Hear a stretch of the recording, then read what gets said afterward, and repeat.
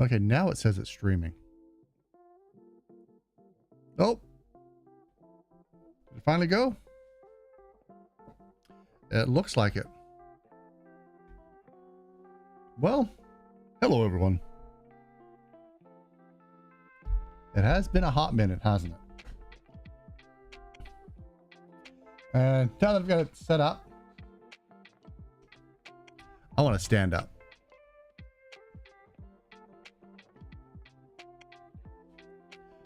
All right.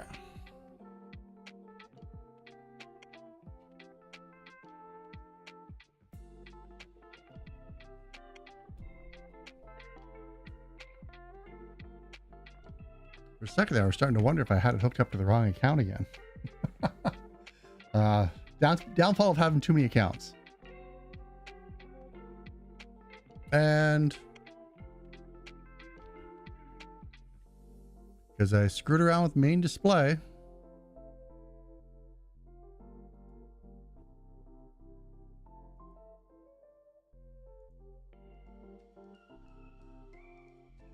There we go.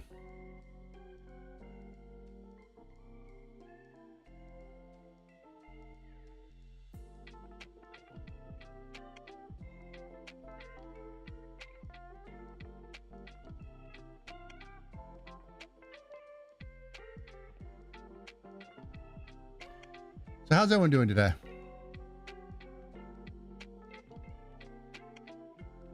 Kind of gloomy here. We had some snow, which is weird.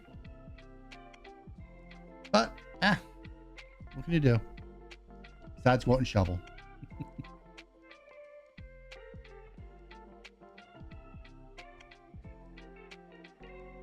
Everything positioned right.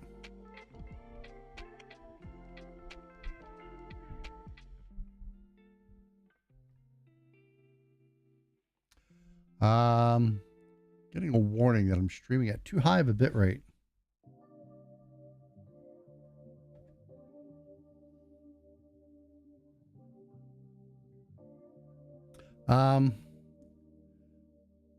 I just assumed it autocorrect. Let me know if it's not.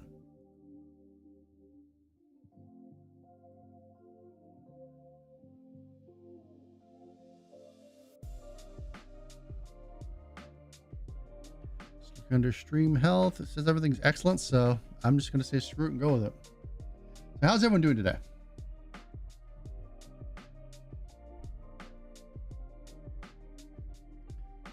So I'm getting back into Blender. Time to create some stuff. I want to start working on my low poly artwork. So let's take, for instance, cars.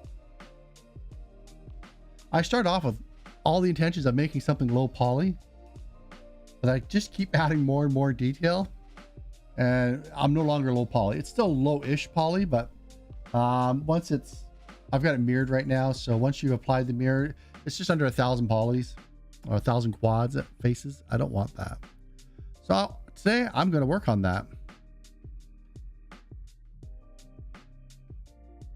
So I want to get back to doing lower poly stuff like this. Dora, hey, what's up? Tulio, how you doing? Oh, yeah, I want to get back to making much lower poly stuff like this. And I probably should have put these in the order that I created them in for a small game I was working on. Like obviously create very basic.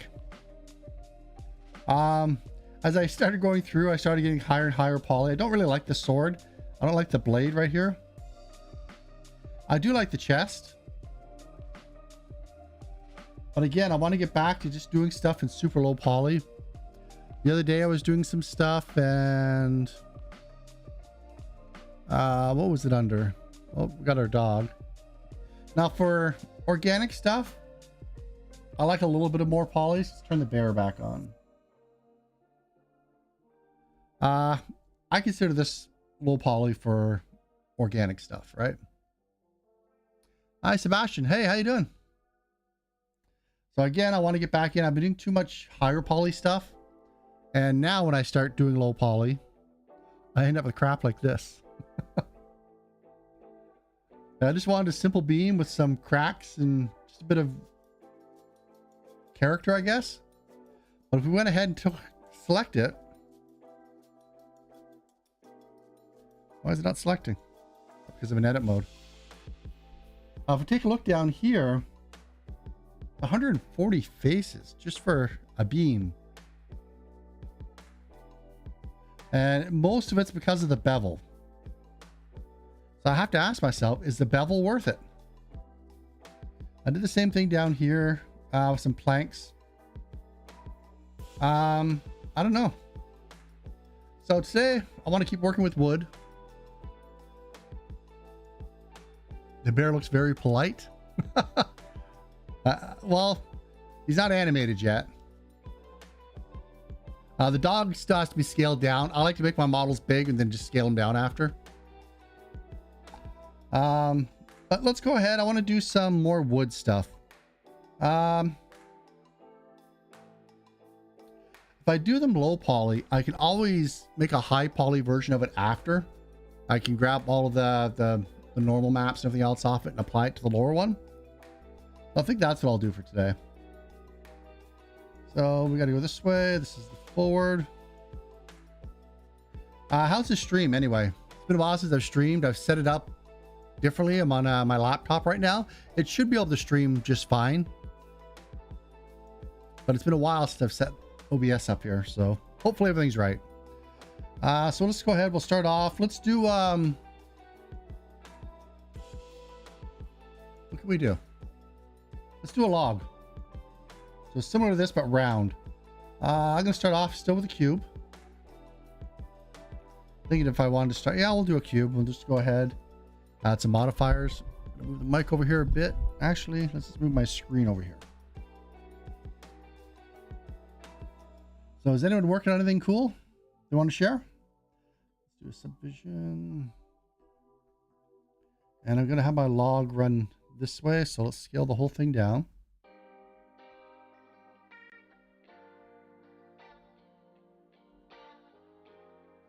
Oh, there, I guess. Ashley. Let's do X and Z at 1 meter. I was almost there. And let's do this one at 3 meters. And then let's do Control A to apply all that. Okay, so everything's good there. Looks good, sounds good. Great. Let me know if anything's too loud or not loud enough. Okay, so I'm going to put some loop cuts in here just to pinch that off a bit.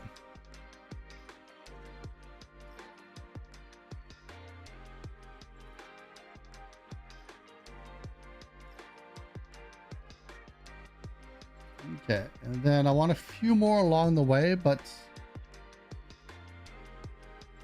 I'm deciding if I want to apply the subdivision modifier right now. So right now I've got 8 sides, right?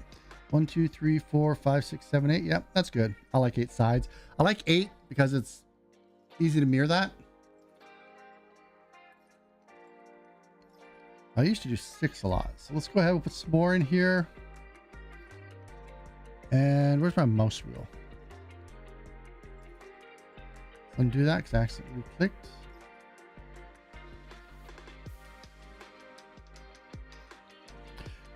I got my laptop off to the side because it's streaming and I wasn't sure if the fan was going to kick in. And if it did, I didn't want it to hear. So I'm using this little tiny keyboard.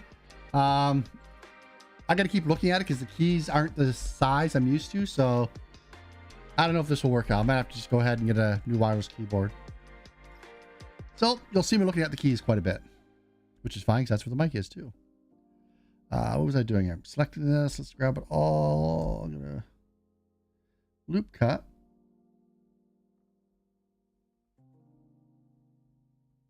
Why is it not adding multiples?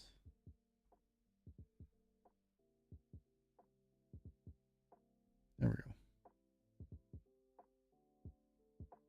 Let's do 3.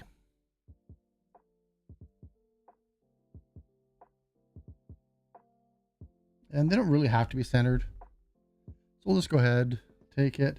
And the whole point of these is just to kind of put some curvature in it. So let's do Alt, grab the whole loop. I'm going to move this one down just a bit more. So I got it from the top.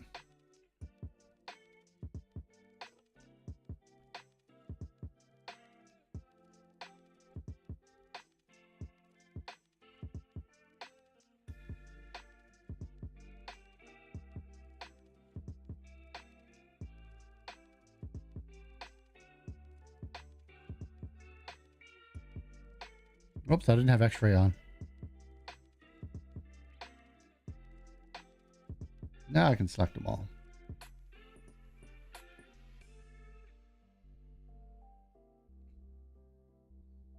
And this would be the top of the tree, so they generally get a little bit smaller.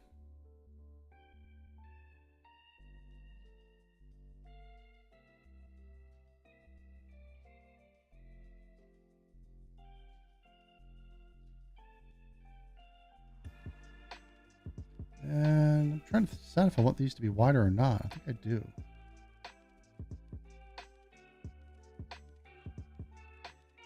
So we got a curvy tree trunk on the ground. Turn X-ray off. I will occasionally look up at chat, but yeah, don't look at it a whole lot while I'm here. Scale that down. G on Y. Bring it in just to be a little flatter. I don't want it too flat. Once I apply, I'm going to extrude it in anyway. Same thing here. I'm going to scale it down a little bit smaller. Actually, I'm not. Let's bring that back. Let's just G on Y. Just to flatten it up a bit more. So those two edge loops are really close. Eric, hey, how you doing? Yeah, I missed it too. Is that Alan? Yeah, it looks like Alan. I'm gonna make that font just a little bit bigger. Give me just a second here. My old eyes. I'm due for a new prescription. There, now I can read it a bit better. So Alan, hey, how you doing? Yeah, Blender is one of those things I generally do about like every 6 months, and I really like it, and I'll make a bunch of assets for something that I want to create, and then I'll use those assets for 6 months, and then like just not even touch Blender. And of course, Blender in the last 6 months has had quite a bit of updates. So, okay, so we'll go ahead, click back on here. So I'm back in. I'm going to apply my modifier. Actually, let's take a look here real quick. Looks more like a tentacle than a tree, but I'm good. I wanted a curvy tree. Excuse me. Okay, we'll go ahead and we'll apply. And of course, make sure you're in object mode. So I've just got my new pen display. So most of the time I use a mouse. I'm trying to get used to using a pen for while sculpting. I want to get more into sculpting and texture painting. Those are much easier with a pen. So we'll see how it goes. Okay, I'm gonna look at this from the side. Let's do X though. Got a G on Z. Let's bring this up above the ground, and let's do it while we're in object mode. Not object mode, edit mode. So I want to keep my the little orange dot on the ground. Excuse me, but that also means what's this one? This is the plank. Let me rename some of these.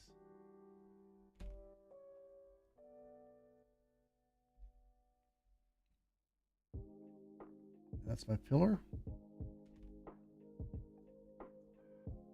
I'll worry about spelling later. And I'm going to go ahead and hide these while I work. So I kind of want it to curve up and kind of come down as well. It'll be really kind of like twisted. I don't think I need to make it longer. I might have to make the radius smaller because right now it's like really thick. That's fine. Oh, more chat.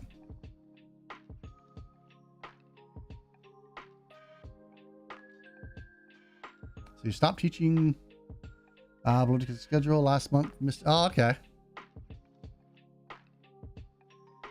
Yeah, I've noticed that too. If I start doing any modeling, if if I have to use the trackpad at all, if I've forgotten my mouse, my hand fatigues my wrist. Well, not even my wrist, kind of like just below the lower forearm. It fatigues really, really fast for me.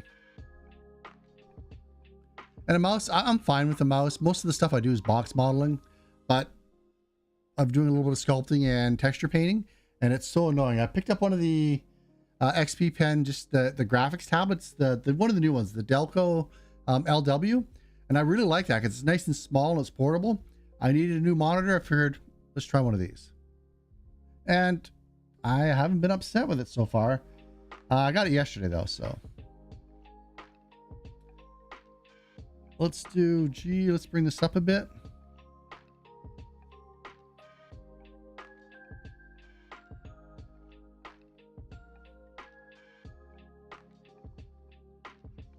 Actually, let's rotate this. And let's do this one too. Why am I not grab this up here? That's fine. I can just do Alt. Let's go into...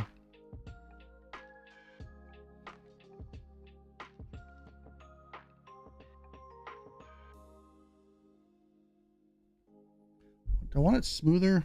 I can always adjust the smoothing later. Let's go grab the rest of these. Let's grab the ones down here too.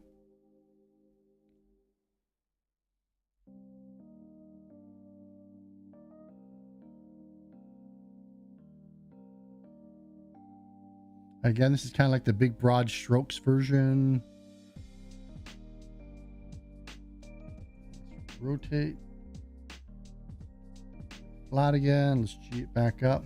And I'm using the green line as the ground.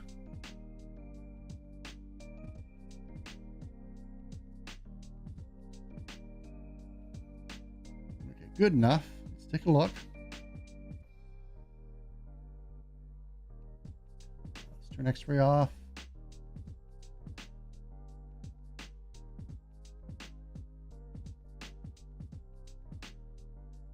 Yeah, I kind of like the jaggedness instead of just being perfectly smooth. So does anyone have anything new that they've been working on they want to share? Take a look at it a little bit later. Actually, let me take a look real quick. Yeah, I want to grab all of these faces. So let's grab, let's go into face mode. Oh. Just in case anyone is watching. Now, every time I turn this on, it never works quite right. Let's try if I tab back out. There we go. And come back in.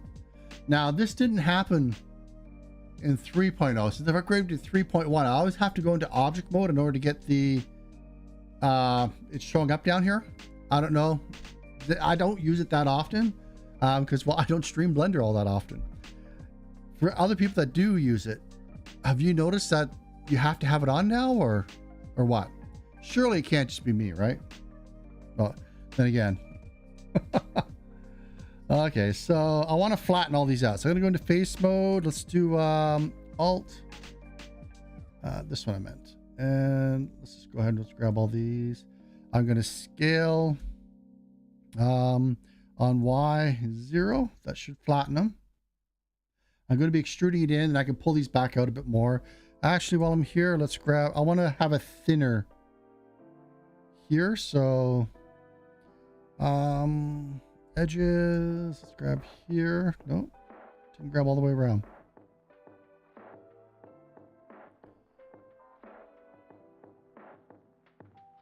All through the other side, too. So let's go about there. And notice the distance between here and here is different than on some of the others. Kind of want that. I like it jaggy. Let's do the other side. So again, go into face, hold Alt, grab here, shift here, here, here, here, scale on Y0. I know those are flat, so when I extrude, I can go straight back. I'm going to back this up a bit. I'm going to select all of it, and I'm going to go into mesh, cleanup. Let's do make planar faces, so we'll straighten everything out to begin with. Then iterations, I'm just going to go super high. Let's do 200. And I'll leave factor at 1. hit it, and it just straightens a few things out for you. Sometimes you can have a face that's twisted, and you'll see like a, even though it's only got 4 vertices, you'll see like a line, like it's essentially the rendering is already putting a triangle in there for you. And I try to avoid that. Sometimes it happens. Oh well, what can you do? All right, so I'm going to extrude. Let's do extrude along normals. And I'm just going to bring it in a bit. Since it's a log, I could have also went with just a circle, not a sphere, but a circle, extruded that out, used skin, and then it would have been completely hollow too. Maybe we'll try that one next. I'm probably going to make a bunch of logs and tree trunks today. Again, I just want to kind of get back into the flow of making assets. I'm going to rotate these a bit. And rotate on Z. Oh, there. G. So maybe extruding along normals wasn't the best idea, but that's fine. And let's go do the same here. Should we put a couple branches coming off, or maybe a hole or something? Well, I'm gonna do a hole. Well, we could do a hole on the inside. And again, I'll do Alt E to extrude along normals, bring it in a bit. Then I'm going to rotate on Z a bit. Then rotate on X a bit.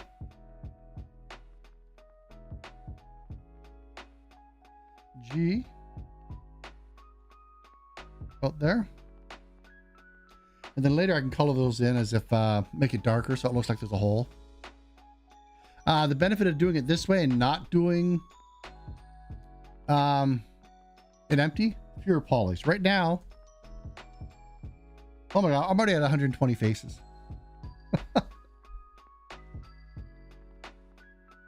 Why can I not just do regular low poly? That's fine. As long as you enjoy it, I guess. So I'm going to G on Y. I'm just going to bring this up a bit more just to make it a little more. I don't like that. Let's go back. Okay, I want to add some branches.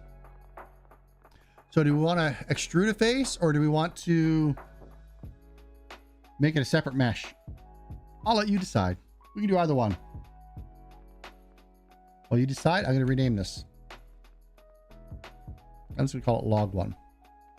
Unfortunately, I don't have a mute button, do I? Excuse me. Yeah, I just realized that with this setup, I do not have a mute button. Oh well. Be right back.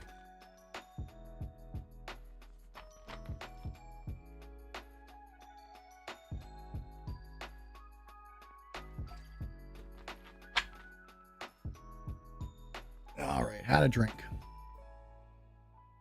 Okay, has anyone decided? Do we want to extrude, or are we going to make a new branch?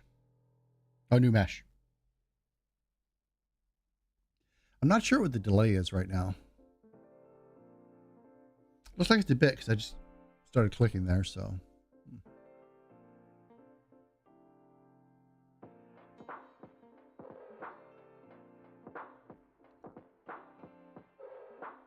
Well, you're deciding I'm going to start coloring. So let's go. Do I have the shading set up? Let's go ahead. Let's assign a mesh. I do already have it set up. Let's go back in. Let's go into UV editing. We don't really want Technicolored. So I'm using an 8x8 pixel image here. I've just zoomed in really far. So I'm going to grab all the faces, come over here, grab all of them, scale them down to 0, and then move them to a good base brown. Maybe there. And then on the inside, back that up, turn it around.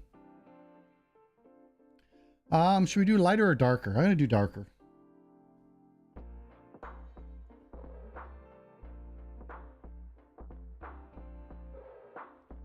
Not really. It's a little more browner.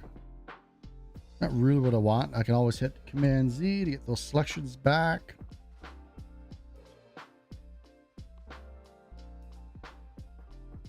There we go. Or do I like it better if it's lighter, like it's just been cut down a bit? I can always extrude them back out. Well, not extrude them, but bring them back out. Well, I was just thinking about that. What if we went lighter? No, I like darker better. We could color these as well, but I'm not going to. And of course, the benefit of doing it this way is I have a literally an 8 pixel by 8 pixel texture that I can import into for all of my assets. Now, Unity, I think the smallest it deals with is a 32 by 32. I can obviously come in and change that later. So every pixel is a different color. Oh, let me see. Yeah, it would be smaller. It doesn't have to be a whole branch too, because I'm thinking of like an old log that's been sitting here. So we could have it broken. Like, I'm not going to sit down and make it like a destructible environment. Oh, has anyone seen Unreal Engine 5 yet? I was playing around with it and I realized that I have not done any networking stuff with Unreal Engine 5 yet. Let's do a branch here. So what I'm going to do, inset it. Do I have loop tools installed? I think I do, right? Make that a, whoops. Oh, I've only got one selected. I need more than one selected to make a circle.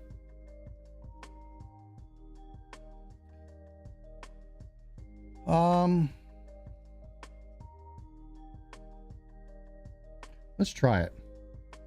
I don't use loop tools a whole lot, but let's play around with it. Ooh, that really twisted. I don't like. If I scale it down.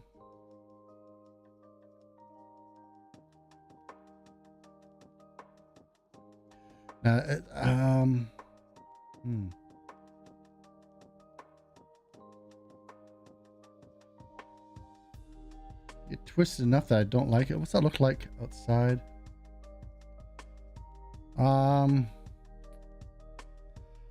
Let's see what happens if we try a mesh cleanup on it. Well, first let's extrude it because we're going to make a branch.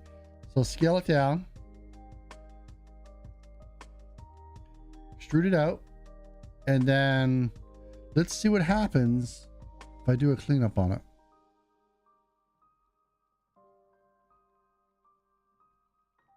I do not like that look. Let's go out of, yeah. I'm not going to do it that way. I don't like how it affects the geometry, and I don't want to increase the geometry just for a branch.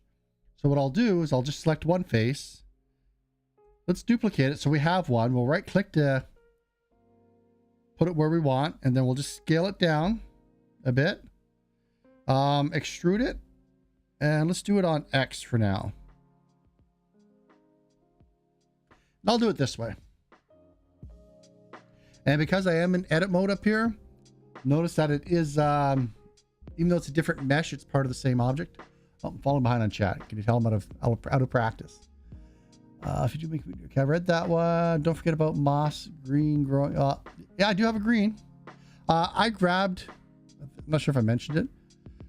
This image I grabbed off the internet. It was really big, like 1200 by 1200. I just shrunk it down to 8 pixels by 8 pixels. It's got a decent selection of colors.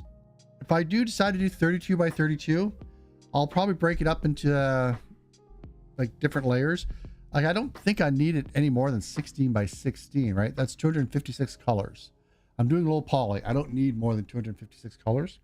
So that'll leave me 4 more quadrants for other things. I don't know what I'll use it for, but we'll see.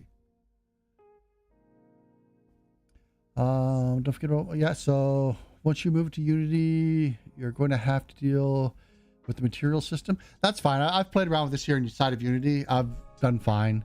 Let me save this real quick. We'll take a look here.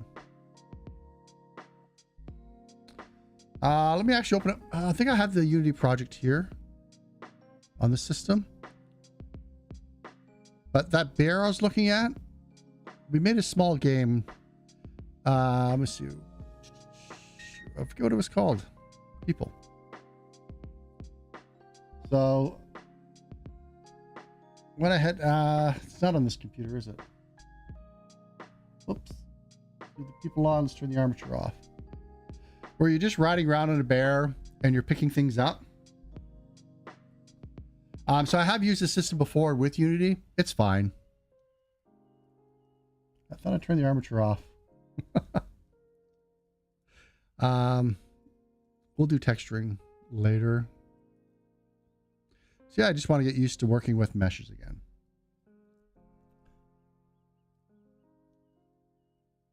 Oh, the photoreal city. Yeah, that's the Matrix, the new Matrix Reload or whatever it's called. Remastered. I can't remember what it's called. Something. It was really good.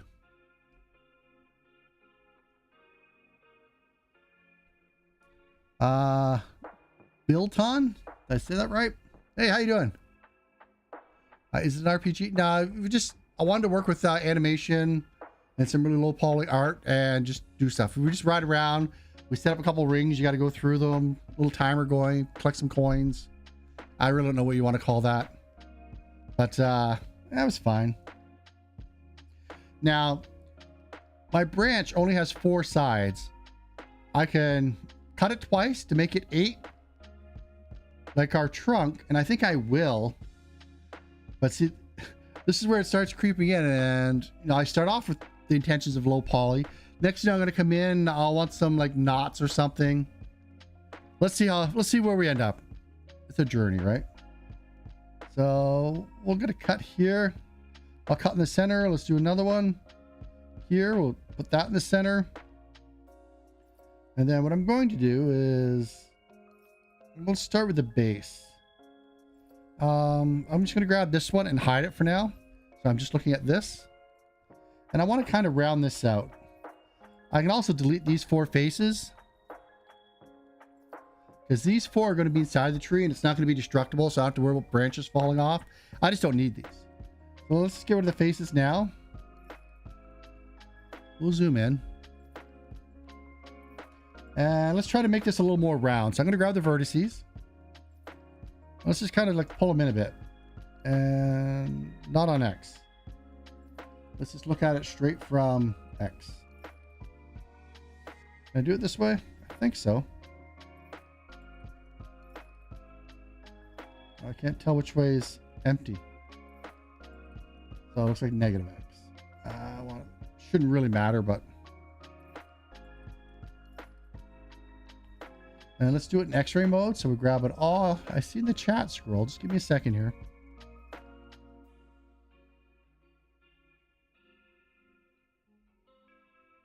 Roundish, right?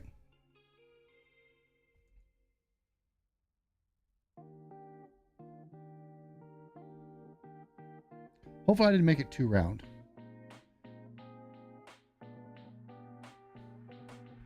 Okay, let's go ahead. We'll unhide the other tree or the trunk. That's okay. We got to make it bent, but I think the shape is fine. I've seen chat zip by here. You did Hydra and geoflower bushes.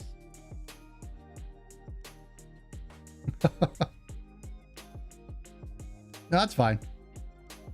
I was going to do this anyway, and I figured, hey, it's been a while since I've streamed. I'm probably going to be standing at the computer for an hour or so. Why not go ahead and chit chat a bit? Let's scale it down just a bit. Let's start putting loop cuts into it. I'm going to rotate this one on X. Nope. Y.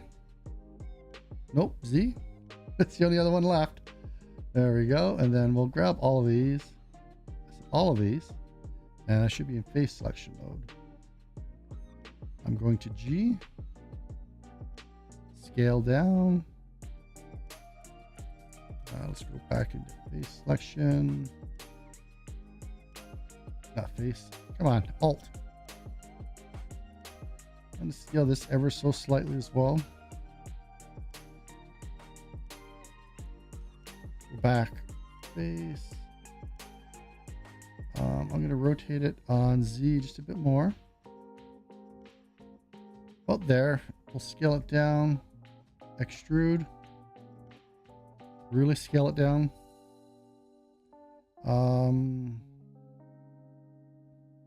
Let's G it on. G it on Z. No, I'm fine with it on Z. Let's G it on Y.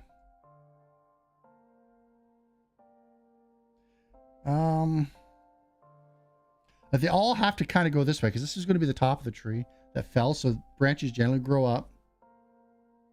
How many should I put on? I think that's too many. I think I should have stopped there. Let's go ahead. Let's get rid of all these. And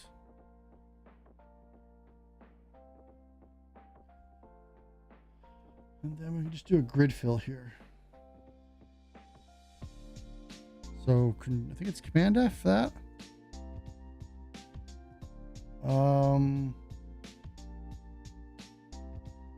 Grid fill. Apparently that didn't work. I got to select it all.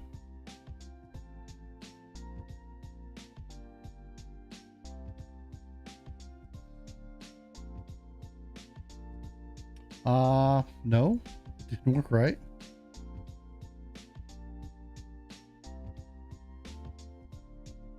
I don't want to play around with it. Let's just go this way. Let's grab the whole thing. We'll grab all of these. Make sure we're in face select mode. Alt. Grab here. I'm just going to shrink it.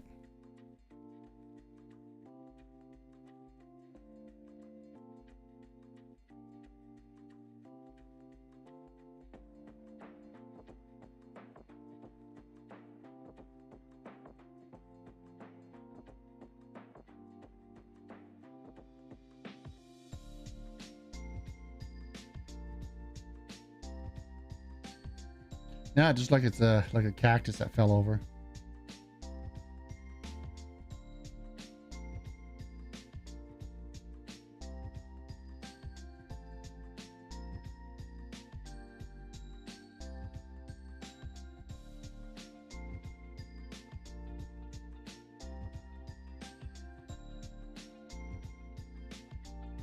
Too much pinching now.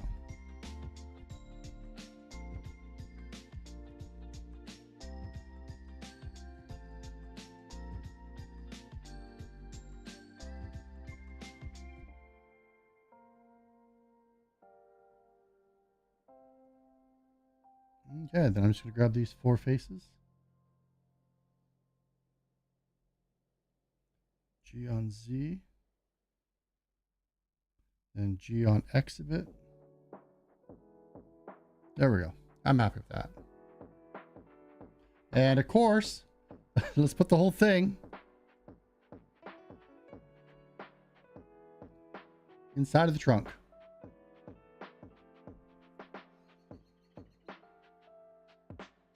Oh, let me catch up. So,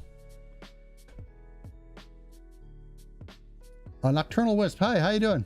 I used to watch my tutorials way back when. Yeah, once in a while. I have another channel that I have been putting this stuff up that I have for school so that it doesn't really get pushed to this one. Well, it's a lot less. It's more just school teaching type stuff, not like formal tutorials. So I've been sticking them over there.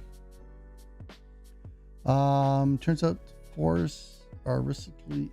Oh, okay. See. So you've also moved to Godot? I use all 3. I have a summer class I'm teaching in Unity. So I have to, at some point, boot Unity back up, get familiar with the systems that are in there, learn any of the new stuff. It's a middle school class I'm teaching, so I don't have to get super in depth on anything. But I think it's 3 weeks long, 3 hours a day, 5 days a week, 15 hours. So it's a fair amount of content. We'll probably make a first-person shooter because, well, That's what kids that age always want to make. Probably some sort of platformer and some sort of racer. And usually the third week is take what you've learned, make something new. So you've also, so cone, but turn it inwards. I'm not sure if I caught that. Hi Piston Games, how you doing? Oh, I accidentally pushed this in. Let's just grab the point, actually. Actually, no, we'll just grab all four. I'm not going to flatten and inset them like I did with the back here. But I am going to go scale. Let's do Y0. Squeeze them in. Maybe rotate it a bit. That would be on Z. And that's good enough for that branch. Should we try to make a hole? Well, we've got two holes, one for each end.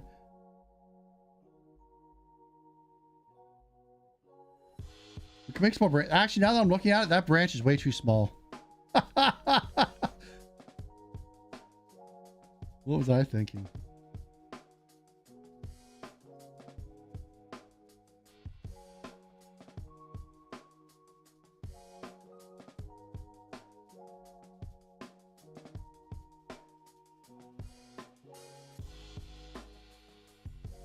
Did I mention I'm not an artist?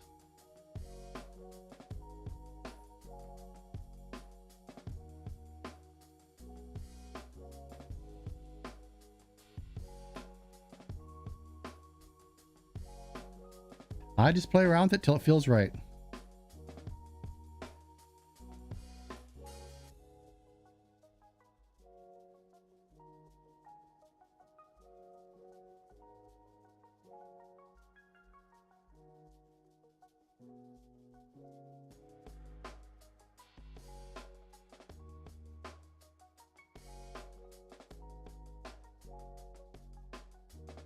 It always annoys me when I do a loop select and it doesn't select at all. It always makes me wonder, did I screw it up? Did I screw it up already? It still doesn't look right to me. A trunk that size? Maybe once I add more?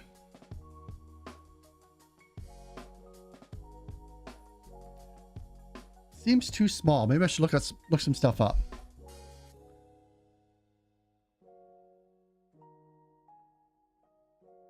You can if you want. I don't check YouTube messages all that often since I haven't really been putting anything up. I don't see the point in checking it. Most of the comments I get are on videos that are like 10 years old. Can't really help you with that. Oh, if you have project, I'm pretty busy. I don't really work on projects anymore. Some personal stuff here and there, but that's about it.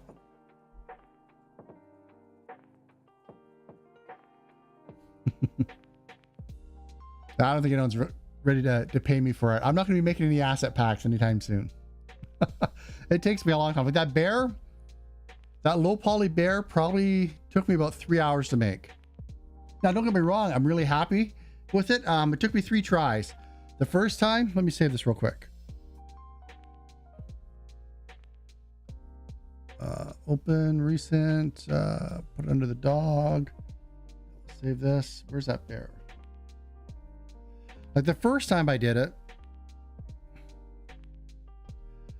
I had his back legs starting off up here, and like the images that I was looking at for reference, it looked like it, but the more I started playing around with it, I realized that the legs kind of are much more, not like a T-Rex. They're not in, but they're not like the back legs, which are very, you know, like out there, right? Like he's got a big butt. My son keeps complaining I don't have a tail on him. I'm not putting a tail on him. But they're not as pronounced out to the side as much. But a lot of the images I was looking at least for brown bears, they are out a bit. So I had to redo that. Then I had completely screwed up the front foot. I ended up with an end gone in the heel. So I just said, screw it, chop the whole leg off and just redid it. And I'm happy with the way it came out. again, for low poly. And the textures I'm using the exact same texture. So let's grab. I don't have him textured yet, but I do have the bear. And you really have to zoom in, because remember, this is an 8. It's only 8, whoops, 8 pixels. 8 pixels. So super small. That'll fit on pretty much any device you can think of. Then the dog, probably about 5 tries on the dog. I couldn't get, and this is amalgamation. There was a bunch of images I was looking at of a dog, and this was just the one I ended up combining parts to. Excuse me. The first one I was looking at was a dingo, which is very lean in the chest area. Which is very lean in general.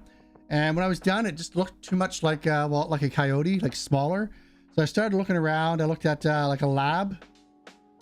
And a lot of this here shape was based off the lab. He's still, I think, a little too thin. It needs to be like a little rounder. A little bit more shape. But overall, I could probably shrink these in a bit more like I did with the bear. We go over top the bear. Actually, I could probably do that more with the bear. But yeah, he feels like he's too thin in here. I don't know, maybe if I bring these points in, that might change the overall feel that I have for it. But for right now, I'm happy with it. That was my day of modeling. I try to do one new thing a day now. It says wood, and the dog's barking. Great. Not sure if you can pick that up. I don't know. That just looks weird to me. It's too small or something. Give me just a second. I'm just going to let the dog out real quick. I'm actually going to leave this one here for now while I think about it. I'm going to jump on to doing it again, but this time, instead of using a cube and then extruding the cube out with the subdivision modifier, let's go ahead and we'll just start off with something 2D, like a circle. We'll extrude it, and let's try to get it where the whole thing is hollow all the way through. This one here right now, face-wise, what are we looking at here? 148 faces. So we'll try to make something that's very close to the same, at least as far as the geometry goes. Number of loop cuts. And let's start with a circle. It'll be completely hollow, so it is going to have more faces. You'll have all the inside faces. And then try to think of other ways we can make a log. And I'm going to let the dog out real quick so he doesn't keep barking. I'll be back. Let me... A Shiba Inu. I was looking at Shiba Inus when I was doing that picture as well.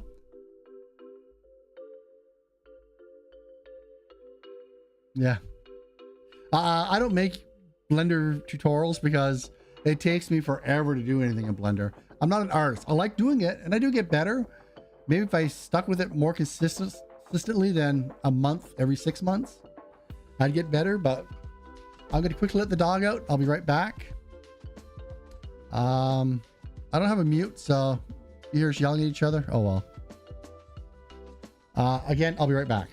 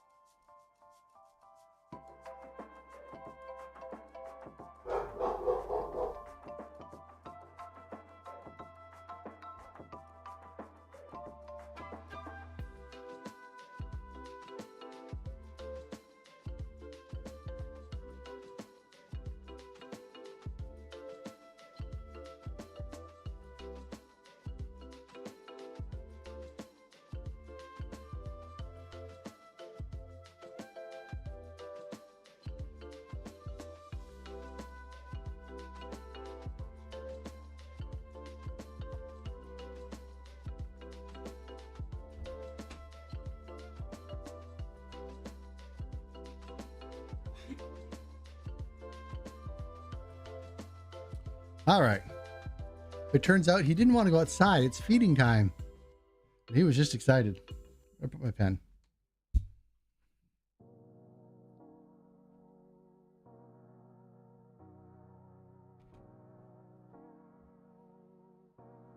Like I can go ahead and add a couple more branches to it later, but I just kind of wanted to work with just getting a shape from the cube.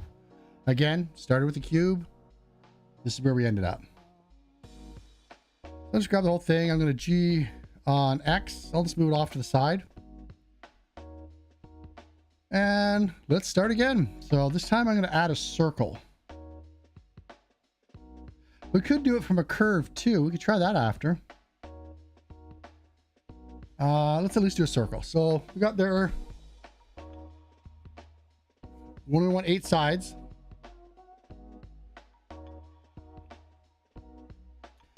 I'll keep the meter, or the meter, 1 meter radius.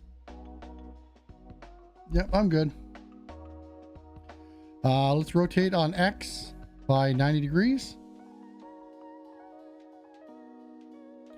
Let's extrude on Y. Oh, let's go into edit mode. Then let's extrude on Y. I'm gonna have to apply that scale. Oh.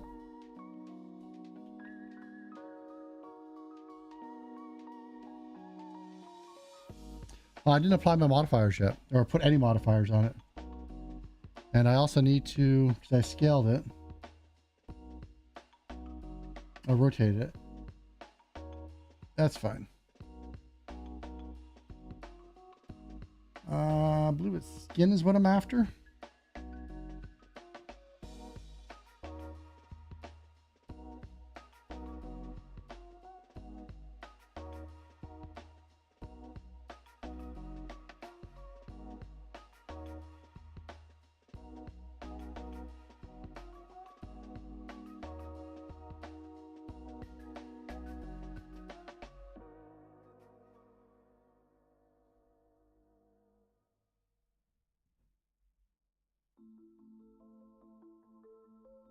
To apply it. I thought I could do this without applying. I've done it before. I just forget how now.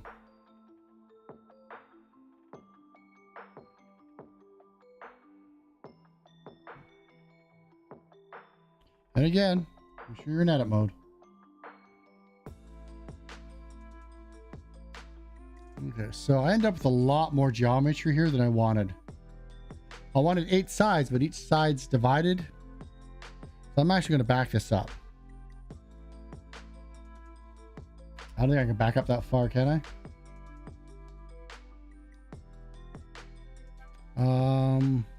Let's get rid of it. So this time we're going to pick 4. And then we can morph it around. So let's go ahead. We'll add a mesh. We'll add a circle. This time we're going to go 4. Then we're going to edit mode so I can rotate on X 90 degrees. We'll apply a skin modifier. We'll go back into object mode so we can apply that. There we go.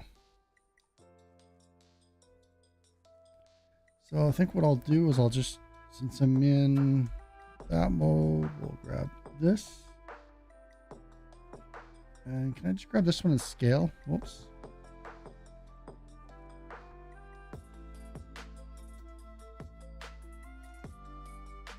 There we go.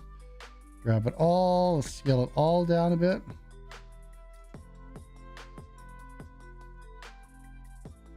Got it from -Y. I am going to G on Z. And it's kind of interesting to see just the change it made here, right? Now, before I do anything, I'm going to make sure I have everything selected. I don't like seeing all these triangles being drawn. Is there anything I can do to quickly clean that up? I don't know if that helped at all. I don't know. But let's go to face mode. I'm going to grab, let's I just scale that out? Not on Y? Cool. G, not on Y. And then let's scale it not on Y.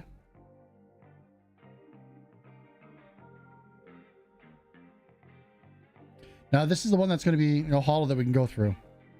And I forget what I was doing. G, not on Y. So I'm going to go shrink some of these up. I'm just trying to think about how I want to do it, because I want to deform. I don't want it to be a perfect circle, which is fine because I'm not going to make a perfect circle. Let's scale this on not Y. Scale this on not Y. And let's just do this last one. Scale on not Y. Then let's try to get a nice shape to start off with. So let's look at it from negative Y. Up there, let's go G. Let's bring this in a bit.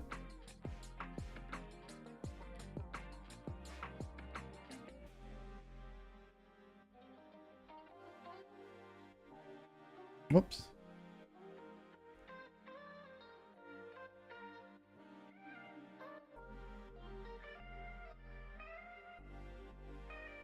That's fine. I want some thickness in some places.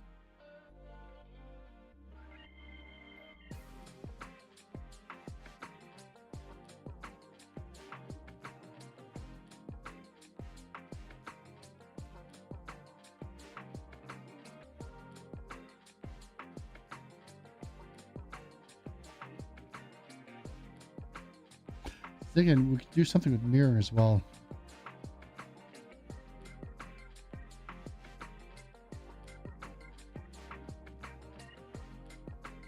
That looks like fairly irregular, but is it too irregular now?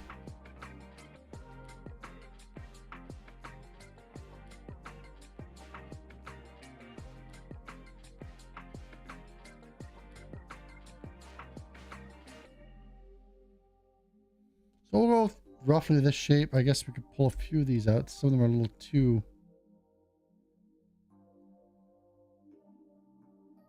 Okay, good enough. So let's start extruding. So I'm going to come up to this side. Let's get out of X-ray mode. Let me just quickly check here. Yeah, I got all that set up. And let's show the log. This is actually log 2. And I just wanted to kind of see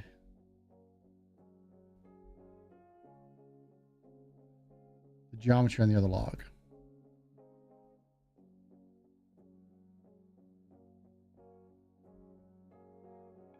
Oh, there it is over there.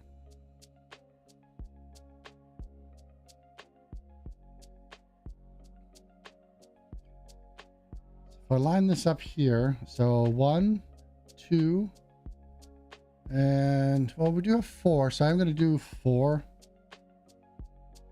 So we go back in. I'm going to grab here. Let's do 3 alt. Grab all of these. Just look at it from the top. Top. Extrude. No, it's extrude, not grab. 1, 2, 3, 4. And then again, this is here. 1, 2, 3, 4, 5 this way.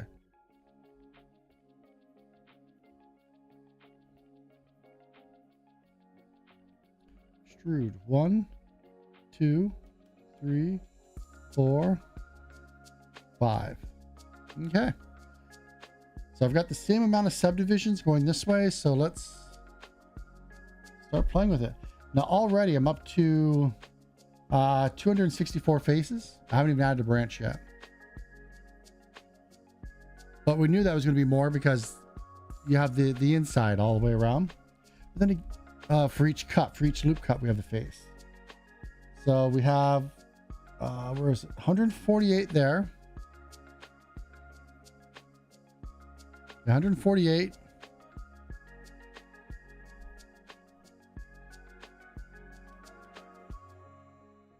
I'll never get used to this little keyboard. Versus 264. That's fine. Again, I can keep working with that.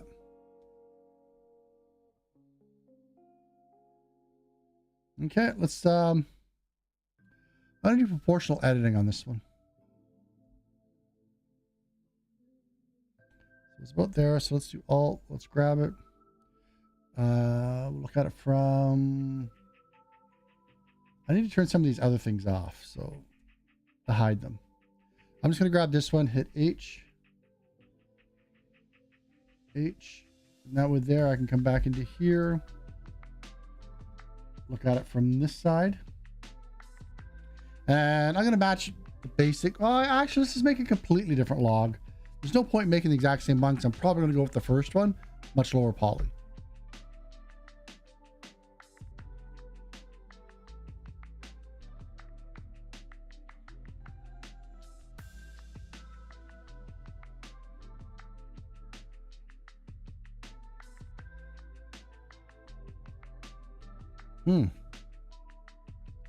That is so weird.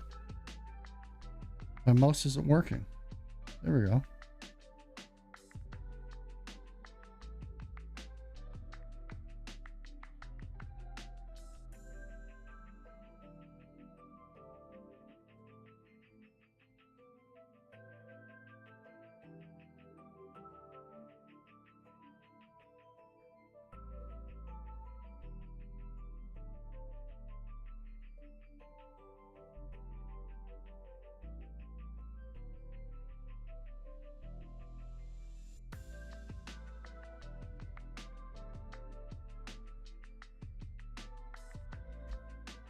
I wonder why the mouse, when I use the pen to select, I can't use the mouse wheel.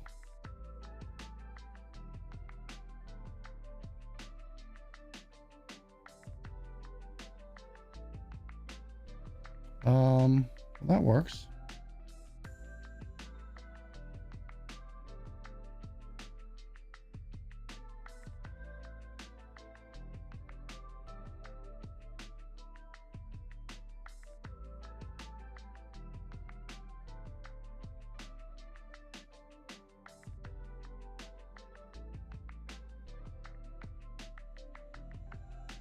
We can't see through it anymore. Oh my god, how am I going to change the color of all those faces? I'll have to hide the outside faces, I guess. Anyway, what I want to do is grab all these front faces.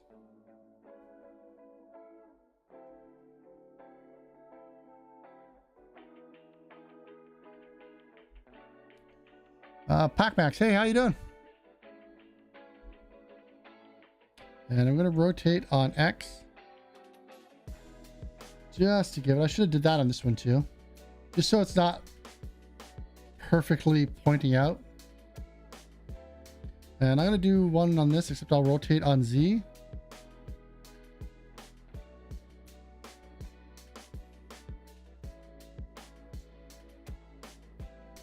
I need to make a new racing game too. I'm tired of racing cars though. Can anyone think of something else that would be a little more exciting to race than cars? We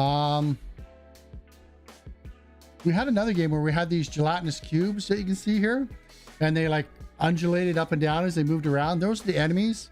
They chased us. But I want to race those? No. I still have those models. I don't know. I want to race something. I just don't know what yet. Any ideas out there?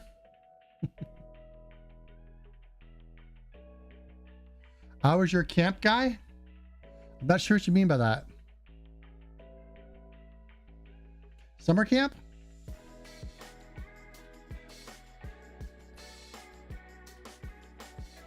After it, the one thing I don't like about this pen display is I have to have the pen really close to the glass.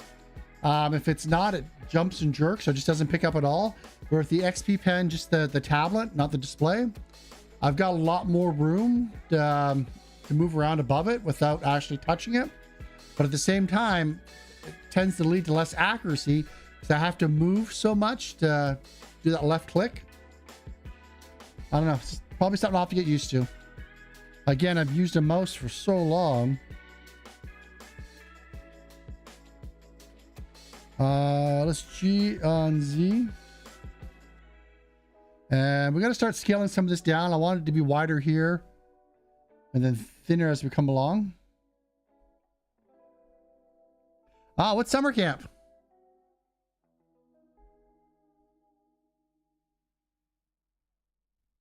Not sure if I want that much curve going through.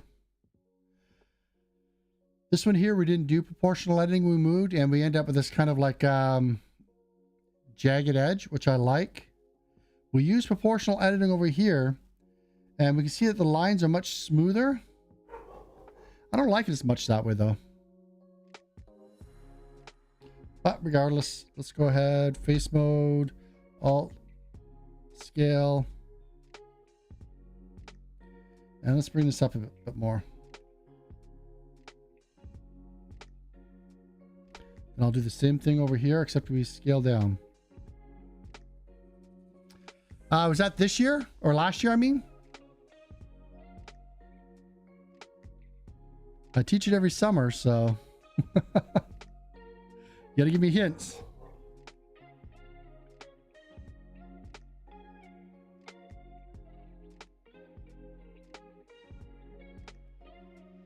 So there we go. We got that nice subtle thick over here, thin over there. I really do not like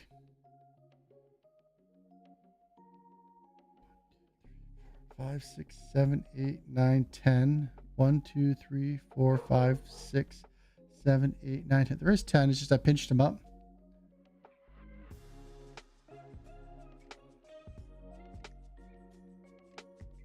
Let's see if moving these a bit. Give myself a bit more room.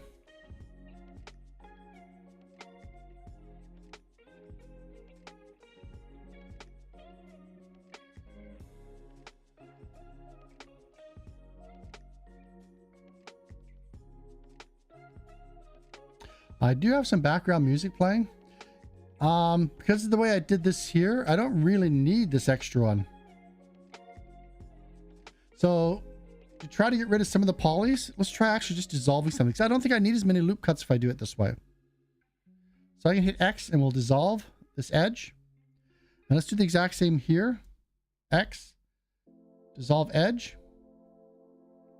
That does bring us down to 240, so we lost about 20. How's it inside? I can do that on the inside too, I bet. So Alt on the inside, X. I see chat going by. Just give me a second here to get rid of some of these. I might be able to get rid of more on the inside because I don't need a high poly count on the inside. So I might actually get a better shaped log out of this. It's just more work on reducing the polys, which that's fine. What are we down to? 216. Sweet, we just got rid of 14. Let me see. Cronin, 1 hour late. That's fine. I'm just practicing low poly modeling again. I have a bad habit of adding too much detail. Whoops, I screwed something up here. Ah, okay. I've got the inside face coming through the outside. So Alt, I can select it.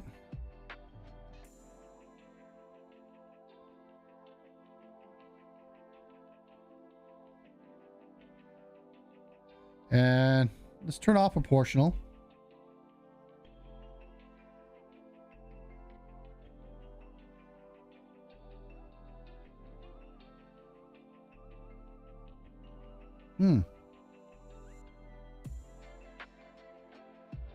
Idiot.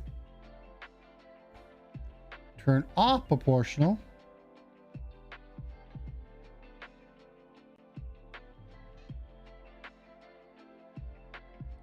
What if I just dissolve these? Yeah, it pokes through too much.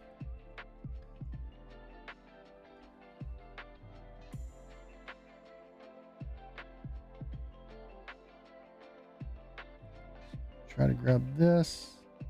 No proportional scale. Doesn't go through. But without that extra loop cut here, it does kind of... we could fix this, though.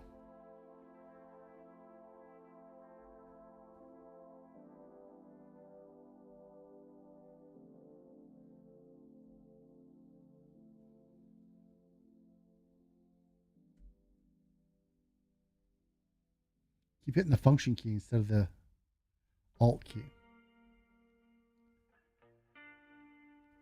So there's where it comes through again. There we go. And that's not too bad. I can get away with that. I might actually be able to get rid of that one as well. Let's try it. Nope, then gotta be careful of all the ones I get through. I'd have to shrink this one up again.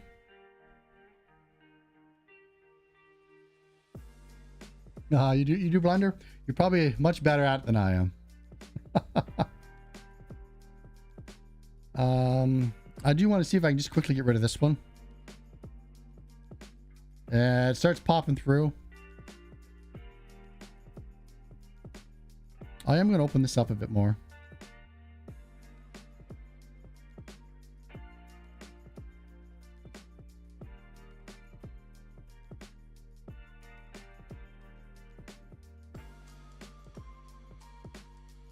Just a bit.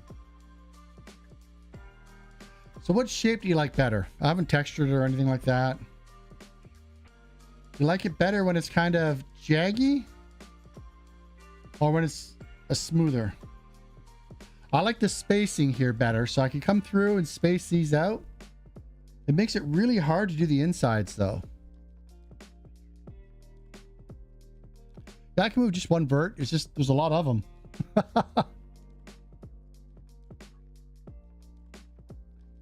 I'm probably not keeping any of these. Purely practice.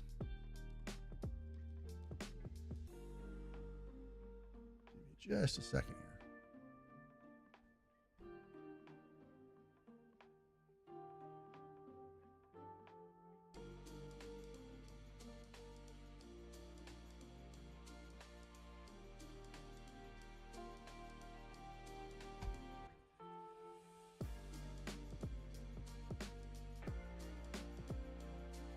Yeah, I like the... I'm liking the one that started with the square better. And I think it's just because I like that jaggy art style. But each their own, right? For over here, I could move some of these out. Get the same spacing.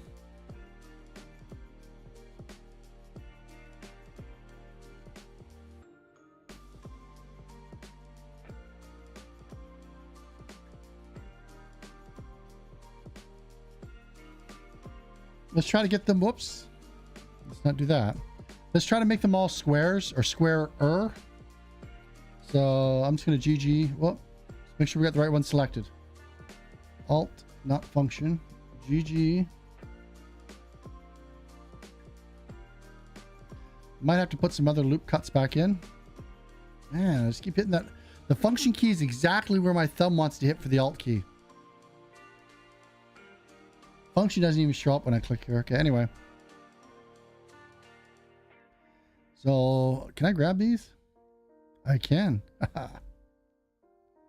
Then just scale them down inside. I'm going to grab this one.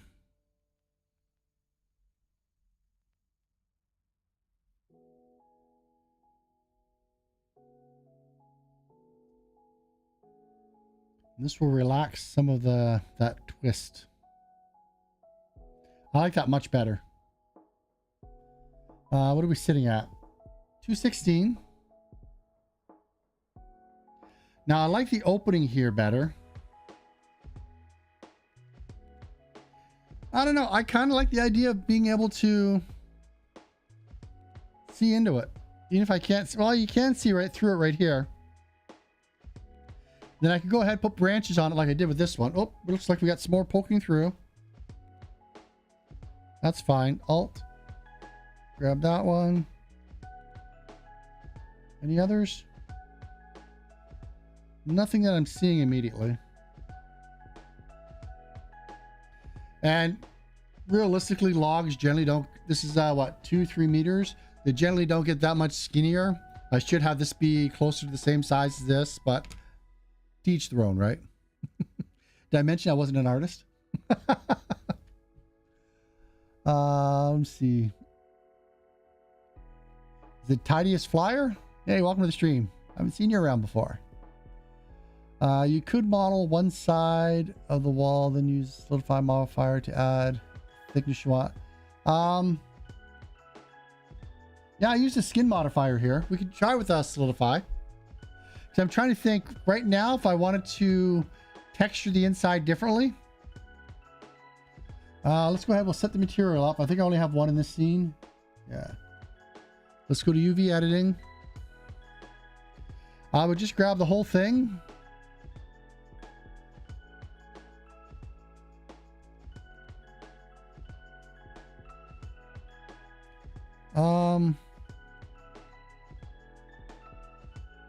Where are they?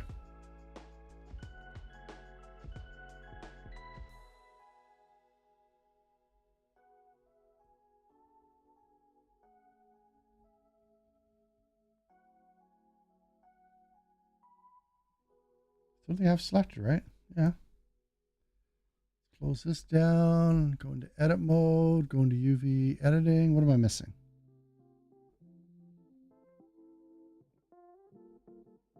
I've got the material on it.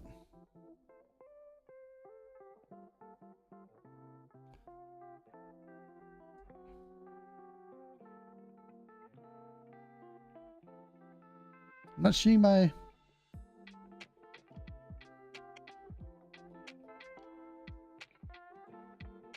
Where'd it go?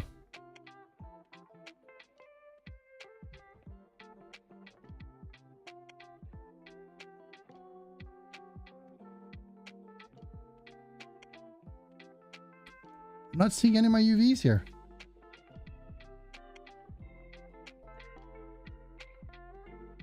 What did I break?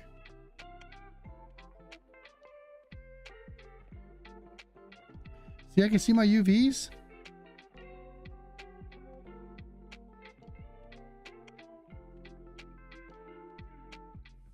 Did I not assign it?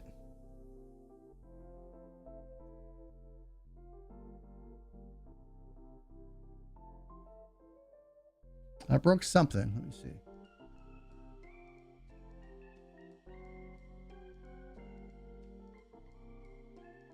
Yeah, like there's nothing wrong with having more logs. Like you should have a bunch of different logs. You can have one that's, especially if you're making some game like maybe a mini racing game or something like that, you could go ahead and scale this one up really large and you could drive through it, right? Now, because of the way it's shaped, we can go in and drive through that, where this one here could just be background scenery, which would kind of take advantage of the lower poly. You don't really need as much detail, where in this great big one, if you're going to be driving through it, you might want that. One thing I should actually do as well is take some of these edges. See how this one here is just flat? Remember I flattened it at the beginning? I did it for both ends. Where with this one, I started off with it a little bit choppy. I probably could come in and grab some more edges and just kind of pull them out a bit to give it a little bit more shape. Take some of them, push them in. Let's go in on Y on this one, just to give it a little bit more character. Then of course, after you're done, make sure to always come in mesh. I almost always do this, clean up with my low poly stuff.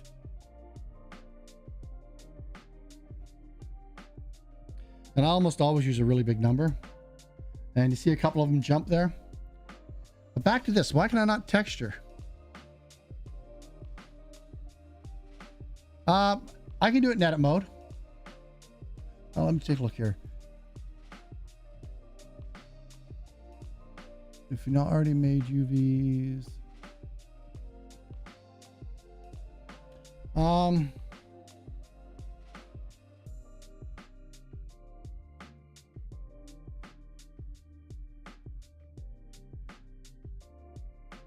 I shouldn't have to unwrap it. Like, I do it this way all the time for my low poly stuff. That's not on the ground either. Let's fix that while I'm here. Let's hide that back one. And we will need X-ray mode. G.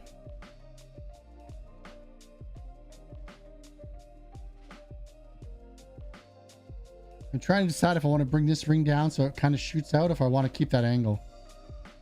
I want to keep that angle. But anyway, yeah, usually I just hit A. UV editing, make sure I've got it. And then it should be here. I shouldn't have to unwrap.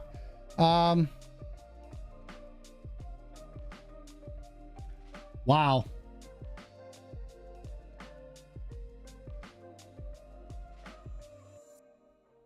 That is so weird because I've never had to unwrap before.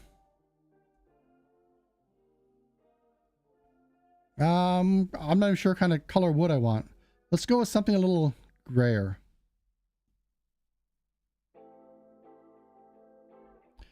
Now, the reason why I did it this way is because to me, that's the inside color. And I think I want a little bit more brownier.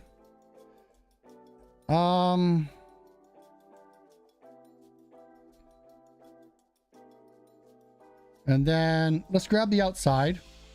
And it looks like I've got some pinching in here again.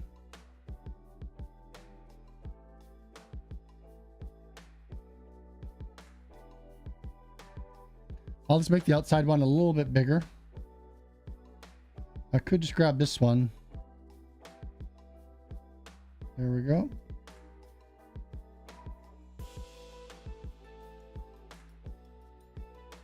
I don't see any more poking through, but anyway, that's the inside. So now I'm going to switch to this and just do Alt, click, Shift, click, click, click, click, click, click, click, and then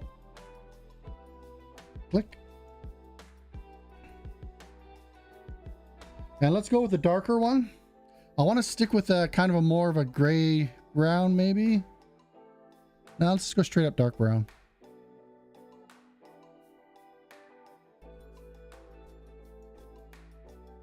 So there we go. Now we could go into the material itself. Let's go back into edit mode. Second, I see chat scrolling by. Give me just a second here.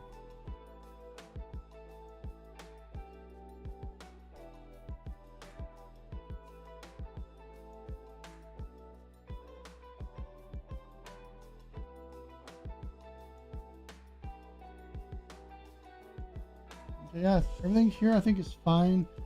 I don't really need that on.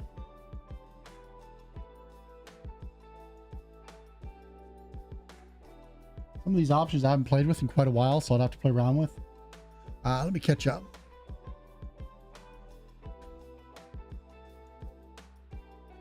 Okay, so as is, Blender can unwrap it. Now, that's the first time I've ever had to manually unwrap it. I've always had it just unwrap automatically for it. I don't know why. It's working now.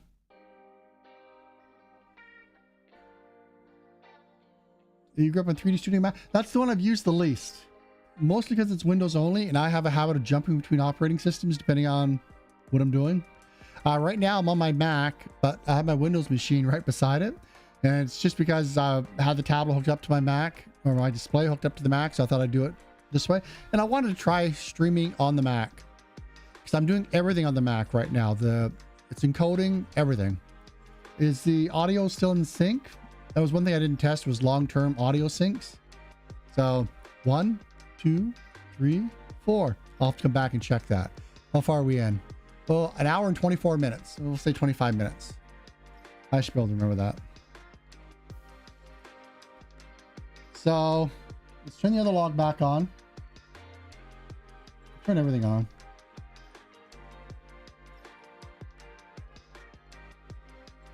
Now I didn't put any branches on this one. That's fine.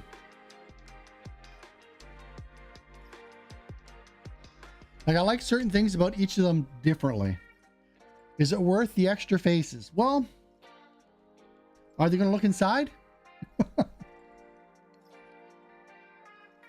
If it's twisted enough, you could go into X-ray mode and delete all those extra faces.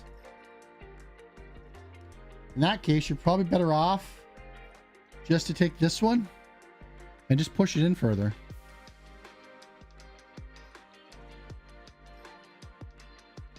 They both turned out okay.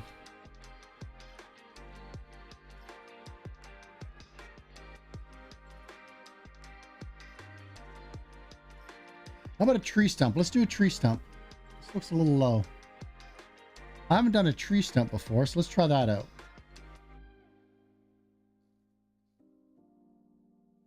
Oops, did I turn the wrong one off?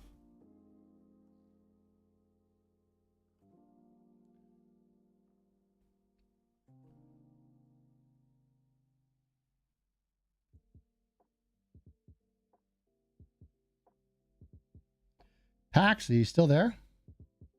I never did see an answer on what, I'm looking at the right one. What summer class did I have you in?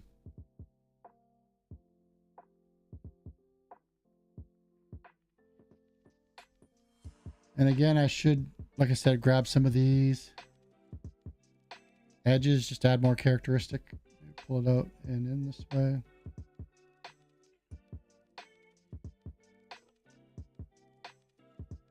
I could probably take some of them and extrude them back to look like there's chunks of it chopped out. That's fine. Let's turn this on. I've got all of this one. I'm gonna grab the whole thing in edit mode, and we're gonna work on a tree trunk next.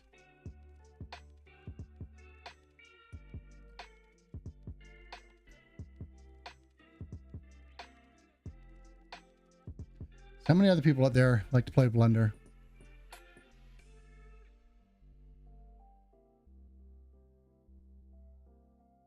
So you had to learn Blender after university? There's a lot of places that still use 3D Studio Max as one of their main tools. Usually Maya or Max. I think Blizzard's one of the big ones that still uses it.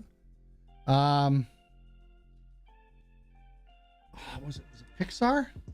Pixar is the one that's owned by Disney. What's the one that's out in California? I'm blanking on it. They use 3D Studio Max. At least they used to last time I talked to someone out there.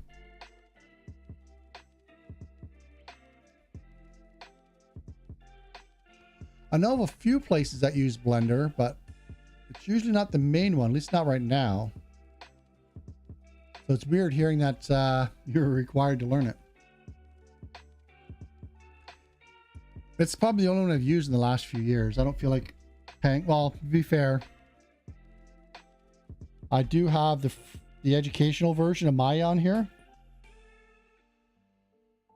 When I was getting ready to play around with this, I was figuring, should I use Maya? It's more industry standard, or should I use Blender because it's free and I just like it better? And Blender, yeah, DreamWorks, and Maya won out. So I guess PAX is gone. Oh, Couch Guy. Oh, okay. So you were with Couch Guy. Were you Bike Guy? Were you the one that left early that one day? And your mother came looking for you and you weren't there at the school and I had to tell that you took off on your bike? It's probably not here anymore. I told you then I probably wouldn't remember names. Okay. What was I doing? Stump. We want to start off circle method or cube method? I will do cube because I always do box modeling. I just like it better. So nothing selected. We're in edit object mode. A lot of mesh. Let's do a cube. I'm going to do the exact same thing like I did last time. Just a sec. I need a drink of water. Give me just a sec.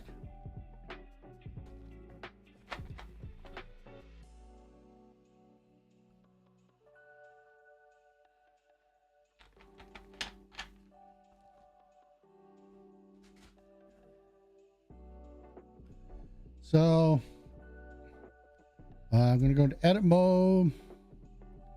Now let's do it all in objects. I want to move it anyway. do that. We'll add the mesh or the material since I'm here. I'll just leave all that. Let's come to modifiers. I'll go ahead and add a subdivision. And then do like I always do. I'm going to leave those colors there for now. I'll do a Control R and let's G on Z. We're gonna have to look at it from one of the sides. Well, that's pretty close, isn't it?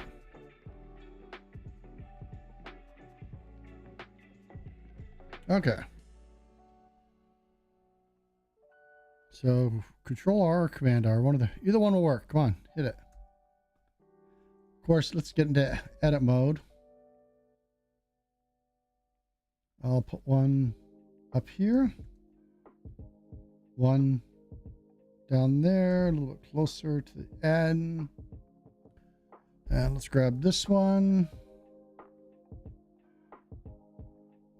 And that gives us 3 in here. I'm just going to stick with the 3. I think I can do it with just 3. Come in. Actually, if I put it on here,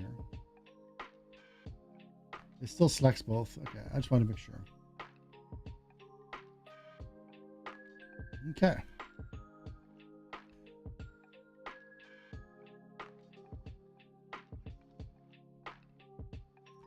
Alexander, hey, how you doing? Ah, you're welcome. Glad you found some of it useful. And I was going to leave the colors on there. They kind of bother me. So I'm just going to quickly make everything. And again, see how I didn't have to unwrap it? It just came here.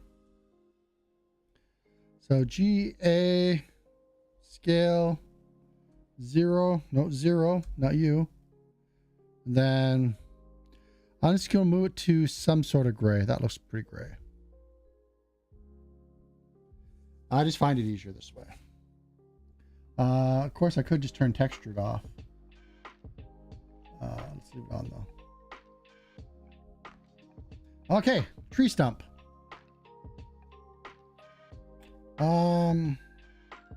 I should pull some reference images up. Let me do that real quick.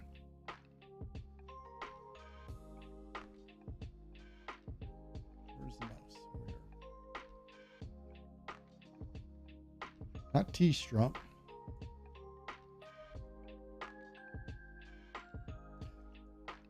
These keys on this little tiny keyboard are there's so much spring in them.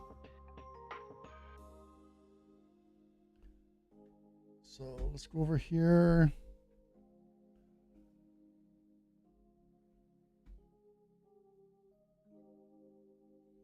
So I'm looking at this. So we have some that come out kind of snaky like, and then we have some that just come out and affect the overall shape. Here's some drawings. This one flares up. We notice, I guess I could make this bigger too. I'm going to be moving over to the other monitor, so I'm not going to. I was thinking of having a bunch of these, but realistically, I'm going to have at least one just to do it. Like, that looks really cool. Here we go. The hell's this? Someone built a house in a tree stump? I like this. I like the look of this. Not low poly though. Here we go. Here's a good one. So we got some coming out. We have some just basic deforms. Okay, I've got some references. Unfortunately, I drink too much now. Okay, so load up Blender, make a stump with me. Give me just a second. I had too much to drink. I'll be right back.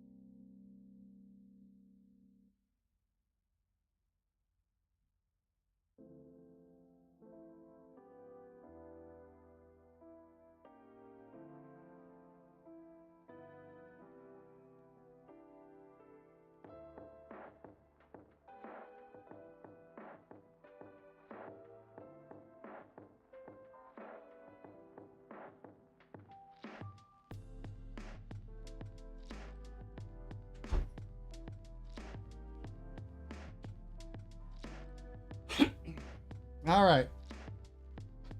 Everyone got their references for their tree trunk?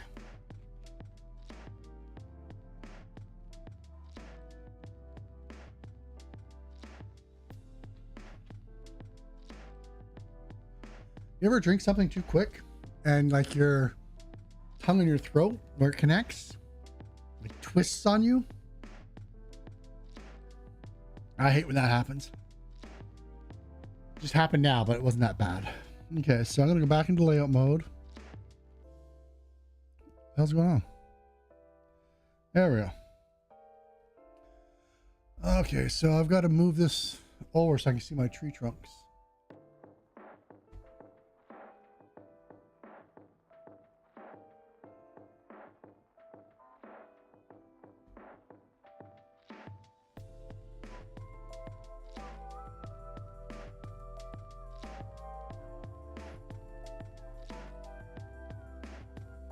Separate windows, but I still want to be able to see chat.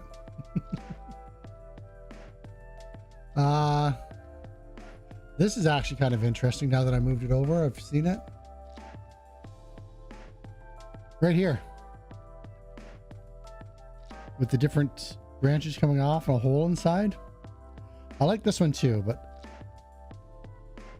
I'm going to take a lot from all of these. Okay, so first things first. Let's not be round. And in order to break that up, I am going to go into X-ray mode. Look right from the top. And I guess we'll grab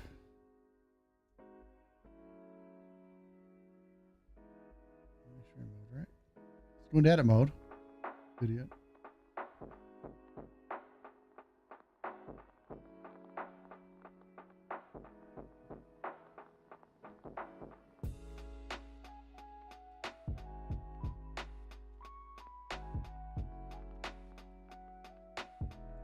Let's kind of move some of these around.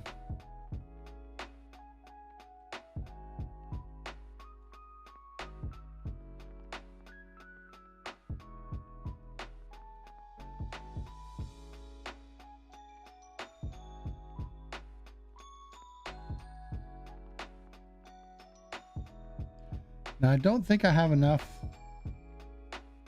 sides to make a really good shape like they have there, but I can get some decent shape out of it. This is too much.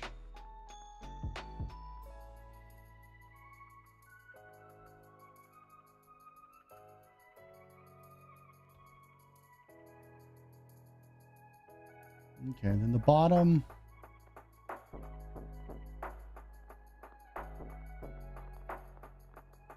Yeah, we'll go ahead on the bottom.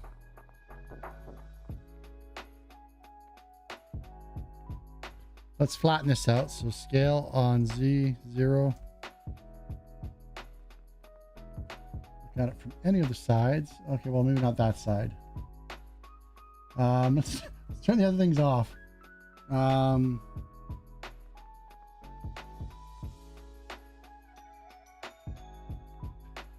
of it. G on Z.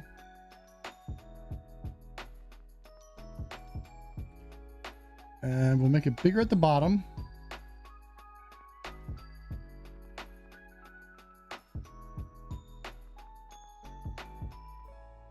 This show? Huh. I just realized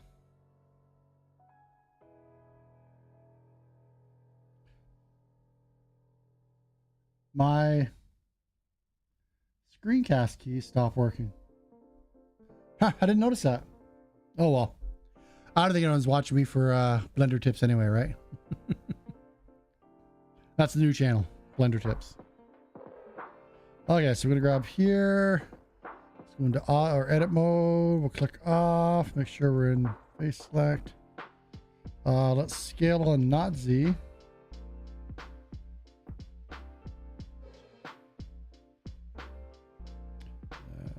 we'll go that way. Alt.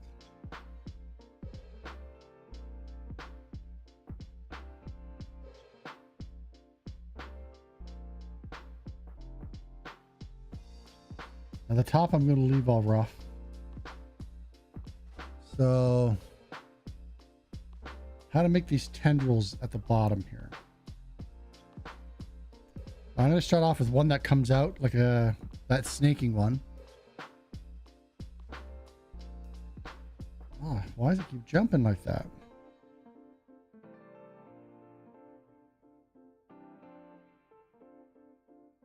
I'm going to take this whole thing, rotate it on Z, not X. I just wanted to face, actually I want this one.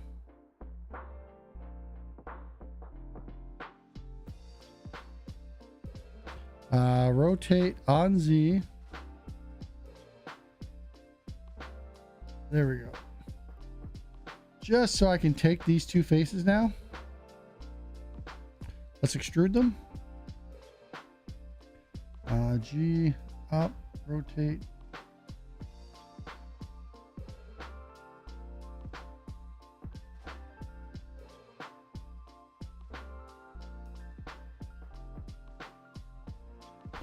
Should I have 8?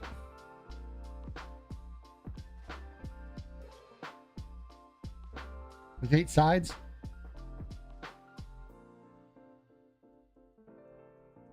Everything else has 8. Maybe I should. In which case, I'll just grab a face. We'll duplicate it.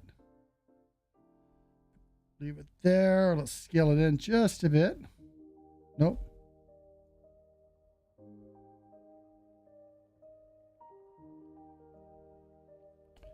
Duplicate. Extrude on Y. Then we'll loop cut.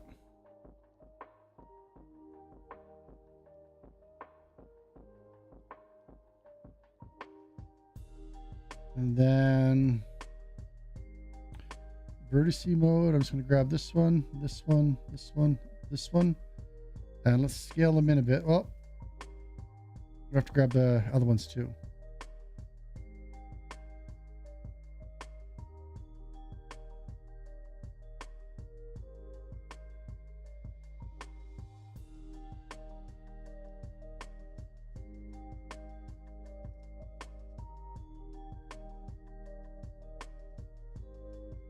Okay, so let's just go ahead and grab the sides. Yeah, we'll do sides. This one, this one.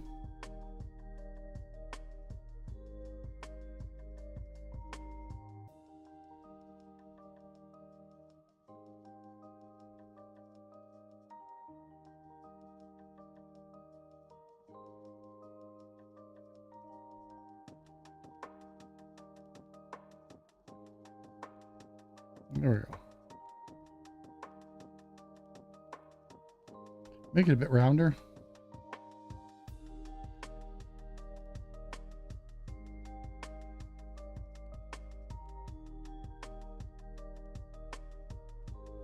Then we'll put it back in. And let's grab these faces.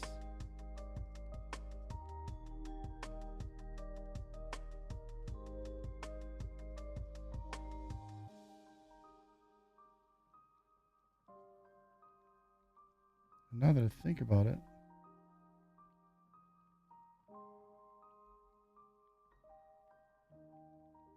we should start this down here.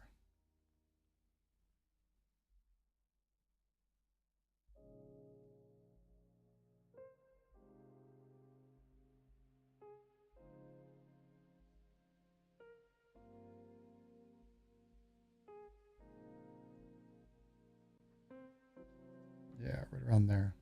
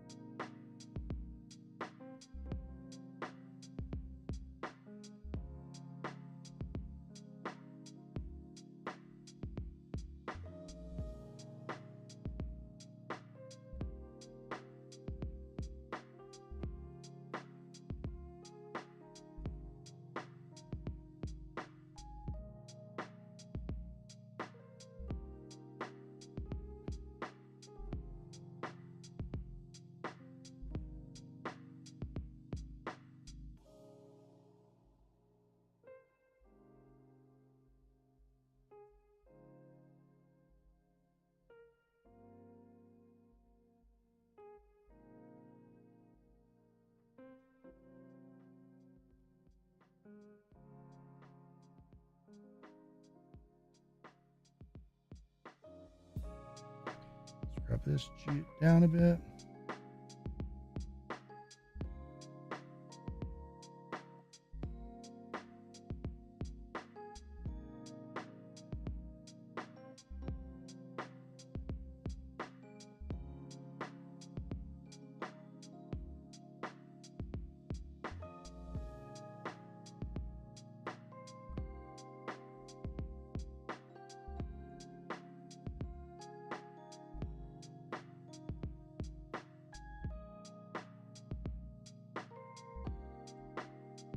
So quiet. Actually, turn X-ray off because I just want to grab these 4 now.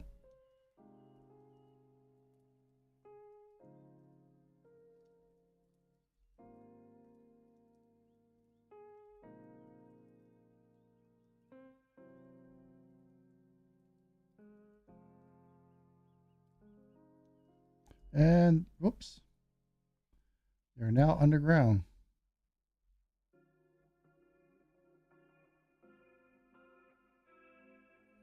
Okay, so 2 round, got to give it some shape. So I'm just going to grab some verts here. Let's just actually hide the tree itself. Oh.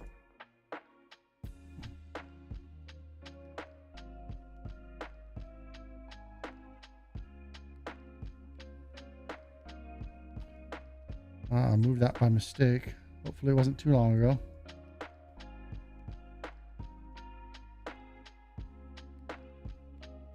No, I don't want to hide just the L to select it all, not hide. Okay, so I did that a while ago.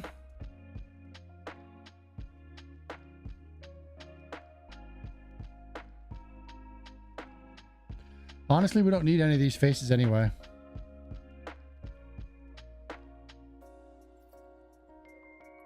They're inside of the tree. Let's just delete the... Oops, I did not mean to delete edges. I wanted to delete faces. There we go. Okay, so... shape.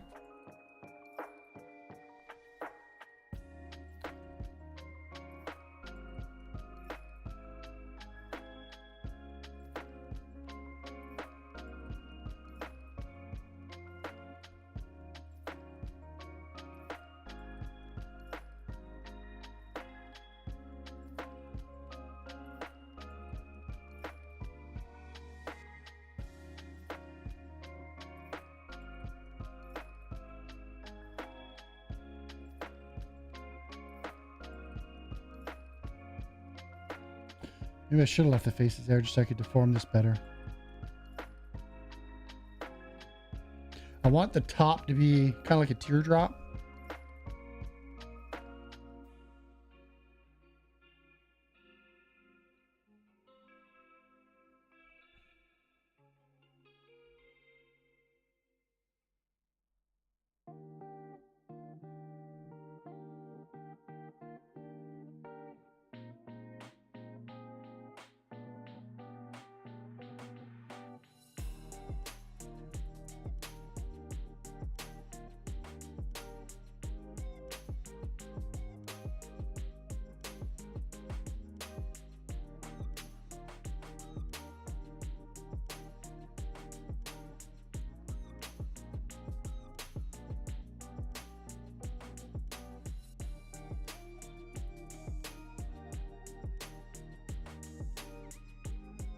That picture.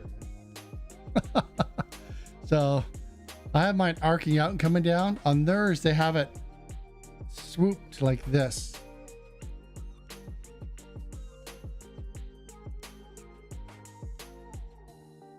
Let's actually grab this one, L. Let's dupe it. I'm going to move it over here, rotate on Y by 180. Let's see which looks better. So we have to move it to another side. Let's move it right here.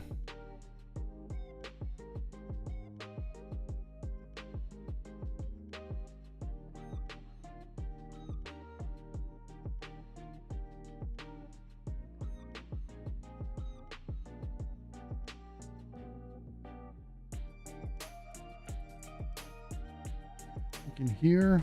I was originally thinking here. Now I'm thinking here.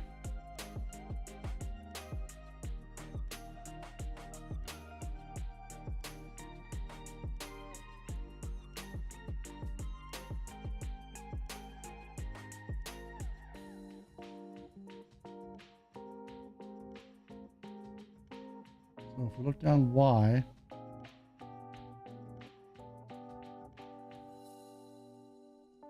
now let's change, instead of it have it bending up, bending down. So I'm just thinking we'll keep this, just arch everything back. So let's do L, H, and then we'll go into, I don't even think we need X-ray mode. Let's just do it from here.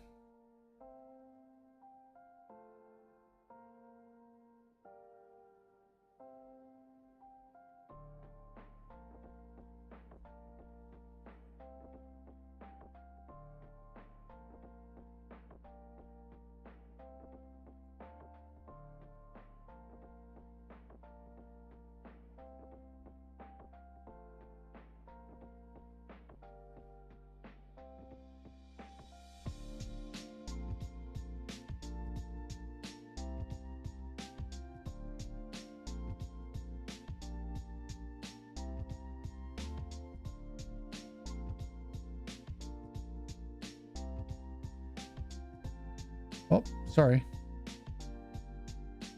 Oh, low poly plague doctor. Let me catch my chat real quick. Yeah,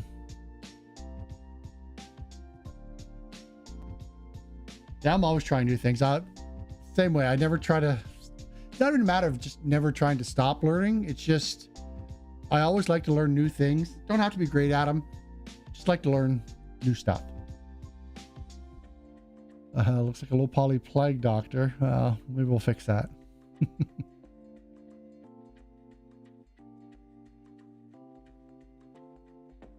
Modeling a boat wouldn't be hard. I guess depending on the type of boat you want. Yeah.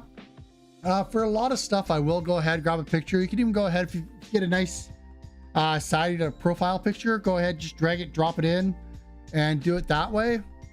When you're first starting out, it's great, but at some point you have to get to where maybe you look at a few pictures of a tree stump, take little parts and pieces that you like of that tree stump, and make your own tree stump. Try different things. I have to go X-ray mode to do this. Whalebot, we'll go ahead, we'll G it. Let's rotate it.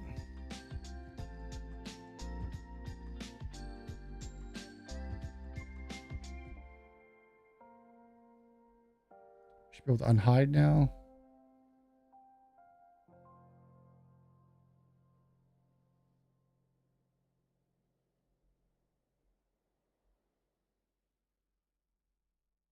Let's go orthogonal here.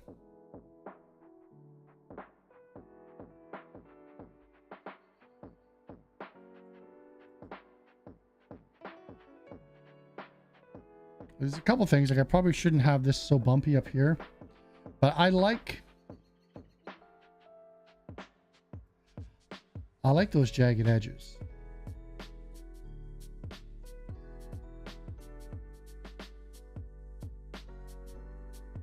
And we can extrude this out.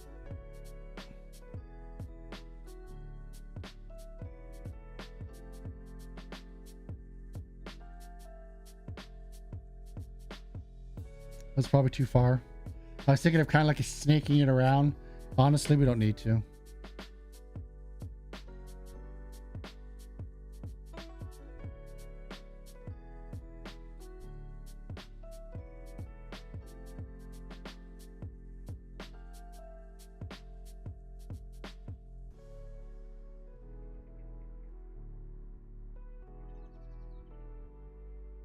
X-ray mode. Grab all this. Let's G. Let's bring it down.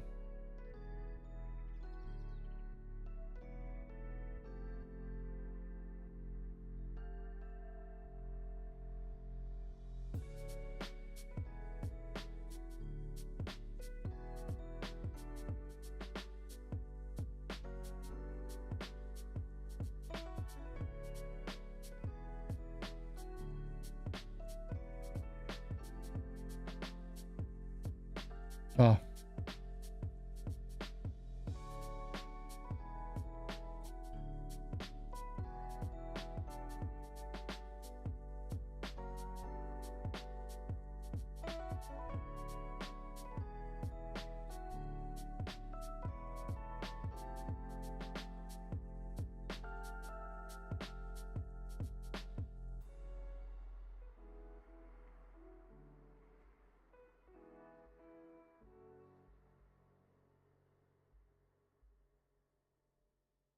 I'm grabbing them at a weird angle just to see what effect this will have on the overall shape. So we'll come back out instead of looking at it directly on from the faces. What time is it? I planned on streaming for an hour. Whoops. How long has it been? 2. I did want to do more tree stumps, but I think we'll end it on this one. I'm going to do the top one. Oh, do people like these type of streams? I can do more. We could also do it on a separate channel as well. I don't know if that makes a difference to anyone.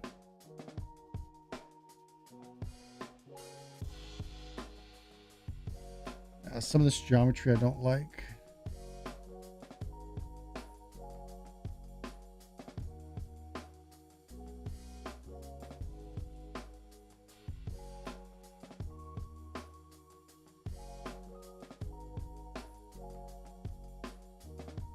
So here we go. We got one root, comes out and comes down and curls. Now, to be fair, all the pictures I'm looking at, when they have these, I guess we'll call them tree tentacles, they all seem to spiral in the same direction. And I've got mine going opposite directions. So I probably should fix that.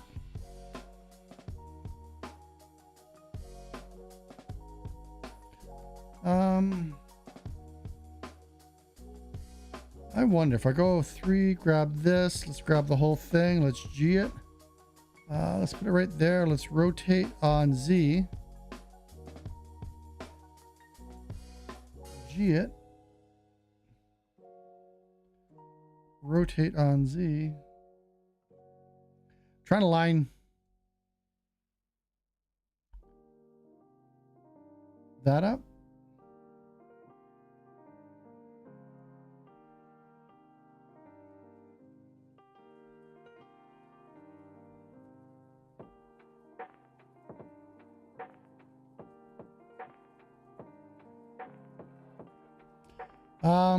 Following this line, I like that better. It's not perfectly lined up yet. I got a G, not on Z.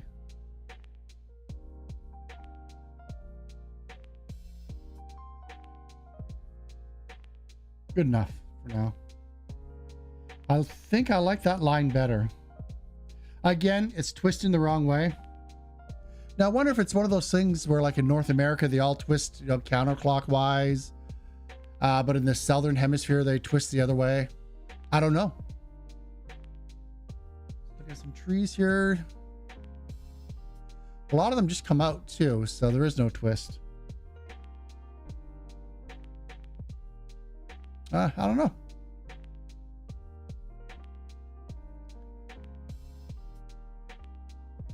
Let's see. Cronin, wouldn't mind just add a link. Add a link to what? The other channel? Right now, the way I have live stream set up on this channel is, well, they go out, you know, the live stream goes out, and then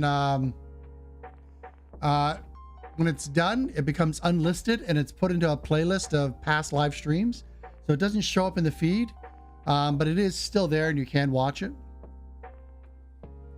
Now, to be fair, live streams really, most people don't watch. Those that can't really say new, but weren't here 10-ish years ago when I first started. Well, I guess more than 10 years, because I don't even think my son was born when I first started streaming. So we're looking at about 13 to 15 years ago. All I did was live stream. I used to do Ustream, Justin TV. I'll line that up. But yeah. So I've always liked live streaming better than just making videos, but whoops. Scale on Nazi. In a bit. I have to scale these individually. Scale on not Z. Yeah. I guess you can't technically scale. I just want them thinner.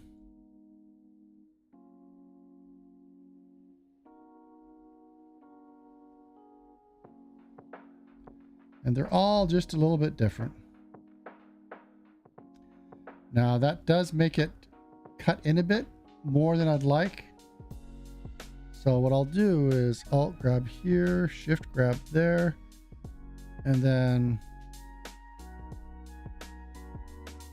don't need this or this. Or this. Did I loop? Yeah, I did. Okay. Well, Alt grab here, Shift grab there. No. We'll just grab them this way. Make sure nothing else is selected.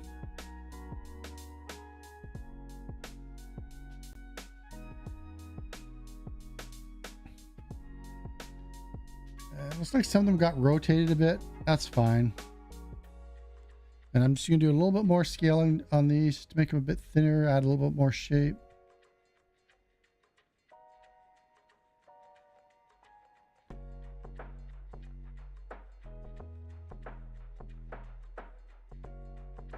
Then grab all four of these. Let's extrude. Let's bring it down a bit. Don't want to go too far. I'm going to scale this in a bit, give it a little bit of an angle, maybe G on Z, bring it up a bit more. I want that nice little, whoops, slope. And that's the bottom.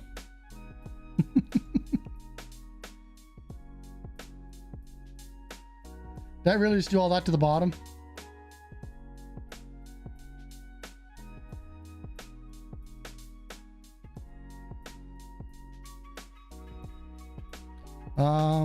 I can just undo it all.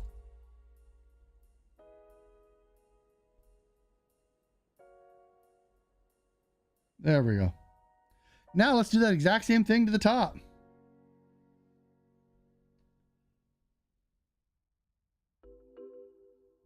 Now I only stream on this channel like once every like 6 months, so there's not a whole lot there.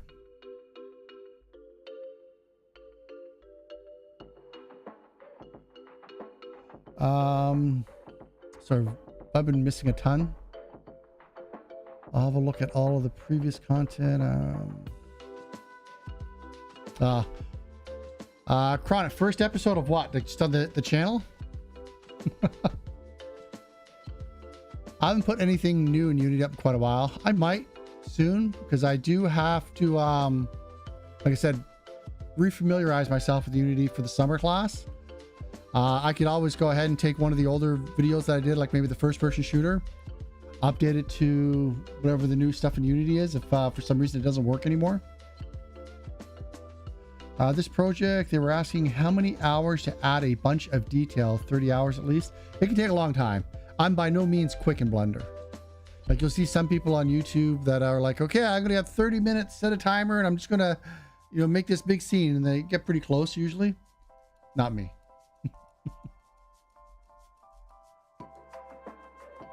Ah, okay. Yeah, I tried streaming on the other channel. For some reason, it wouldn't go through, so I wasn't sure if it was something wrong with my setup.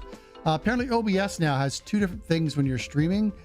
You have to click the Manage Stream button, then you can put the title and everything else in. And then there was another button that I had to click after that. So the first one goes and sets up all the text and the metadata that you set up for the stream. Then after that, you have again another button to click. Apparently, I didn't see the other button till after. You can't teach Unity, too frustrating. I taught Blender because I don't mind Blender. It depends on the people. Like the summer class that I teach all of the middle schoolers in, to be fair, I'll get a class of, I don't know, 10, 20 kids. Half of them don't want to be there. They'd rather be at home playing Xbox, but their parents are like, no, you're not going to sit at home all summer playing Xbox. You're going to go learn something. So it's essentially trying to find something to engage them in. Most of them are pretty ambitious to start with, but once we start getting into coding, actually the first week we do things like Scratch, sometimes Python, depending on the class, just to kind of like ease into it. But yeah, once you get into programming, a lot of them are not happy. So we can see the little bit of lip here. I'm gonna leave it. So I'm gonna do like I did before. Come in, grab faces. I'm gonna look at it from the top, not the bottom this time, the top. I want to make these thinner.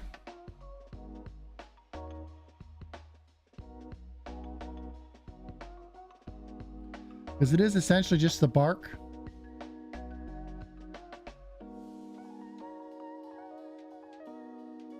Okay. Now I don't want that taper, so I'm going to grab... Damn it. Missed. That. And scale.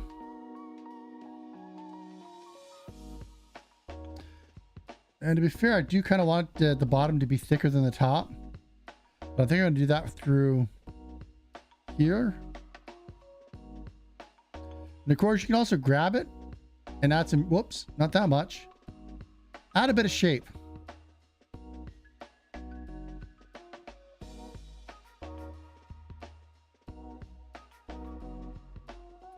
And it'd be good if I took some of these other lines and tried to line some of them up as well. Not worried about that.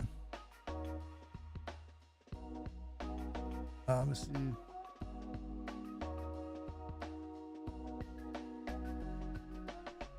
Unfortunately, I've never rejected someone from the class. I just tell them if they don't want to do it, they can just sit there and be quiet. You know, like do whatever interest. Some people, that's why I start with Scratch, because some people get right into Scratch. Then when we start moving to the program, they don't want to do it at first. But they're really comfortable in Scratch and they like to keep playing with Scratch. Great. You know, play with Scratch for a few more days till you get more comfortable with it. Most kids by the end of the 3 weeks are pretty burnt out. Like it's 3 hours a day, 5 days a week. So 15 hours. Really, is that it? Oh, it's 3 weeks. So 45 hours. That's a lot of time for a middle schooler. Like I get grade 5s that show up in there. So it's even pre-middle school for some people. And that's a lot over the course of 3 weeks. And the first couple days or the first couple weeks, no, actually the first couple days, I should say, most are right into it. But there is a burnout, which kind of to be expected, right? Like it's 45 hours in 3 weeks for young kids.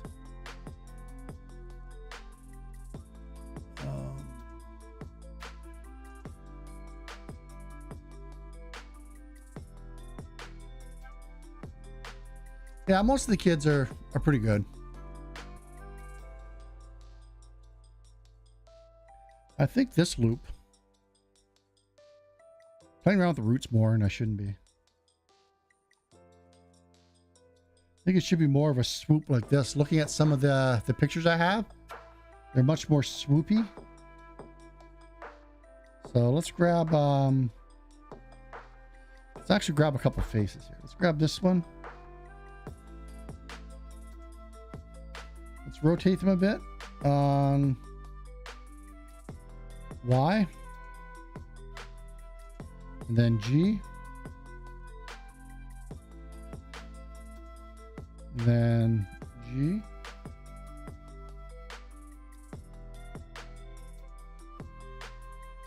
well, I can go like this. This is the shape I'm looking for, but I've got extra faces up here. Let's grab these. And then G, just purely on Z. Then G, probably X. Then I can grab here. Kind of bring that in.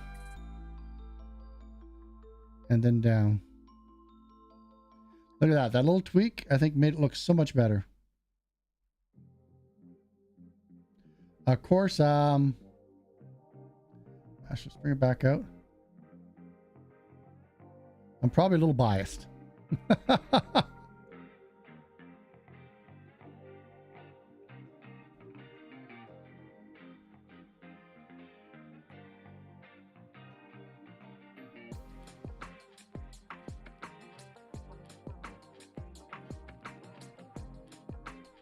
This looks like an object mode. Okay, I was hoping this line would be better. Let's go back in.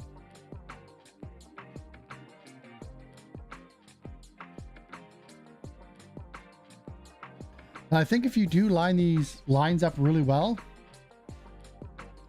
I think regardless of the shape you make, even in low poly, it could come out looking pretty good. I like that much better now, but it's not what I'm working on.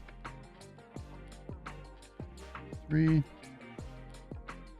To make the rough shape, if you just sat down and made the rough shape for a tree, you could probably get that done in 2 minutes once you've got a little bit of experience with it. But adding all the subtle details, that's what always takes me a long time. And I fuss with it so much. Now I am going to take some of these, make them even thinner.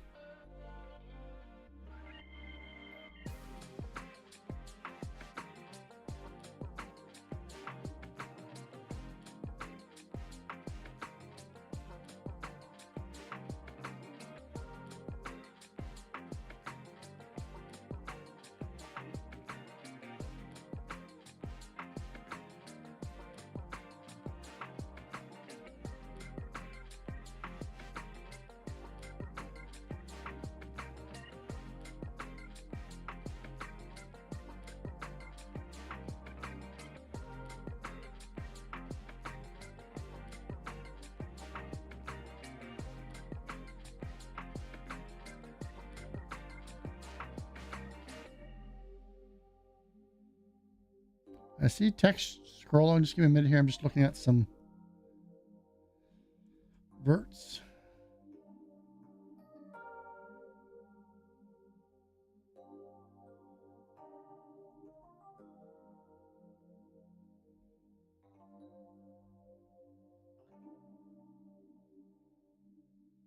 And I think this one has to come up a bit. There we go. I think I made a mistake here. I think this looked better. Out. So how many faces do I have? 168. We can get rid of all these ones on the bottom. Not bad.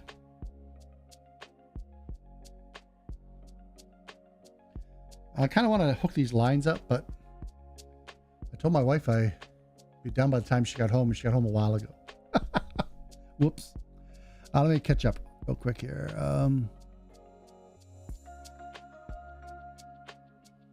The final polish, the huge percentage. Okay. The classroom, the size, yeah, it does get harder with larger classrooms. When you get up around 20 kids, especially middle schoolers in the summer afternoon, there's some days where I just take them outside. They'll just play soccer or something. If we're not getting anything done in class, we might as well do something, right? Again, lots of breaks too. With some classes, we have to take a break every hour for 5-10 minutes, go outside, play on the playground or something. Depends on the class.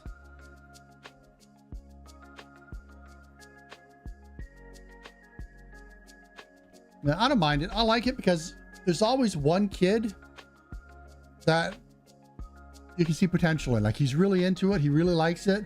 You can tell when he goes home. He's got Unity installed on a system at home. And, excuse me, I'm going to have to hook up a mute button if I'm going to keep doing this. He's got it at home, and you can tell that he's working on his projects at home, and he comes in and maybe he's watching tutorials somewhere. So he's taking pieces of stuff that he's learned from here and trying to integrate them in with what he's currently working on. That stuff's interesting to me. I like it. So I'm not liking this route. I do like this route though. There's a bit of deformation I'd want to go ahead and fix a bit, but actually let's see if will my automatic cleanup grab it? It grabs some of it. Some of it I think made worse right in here. I'm going to keep this one. Let's throw some quick colors on it. So we'll come up to UV editing. Let's do A. We'll grab it all. G. Let's make it a dark brown. And then here, whoops. Now, if it's freshly cut, this should be a lighter color. Well, it should be a lighter color anyway.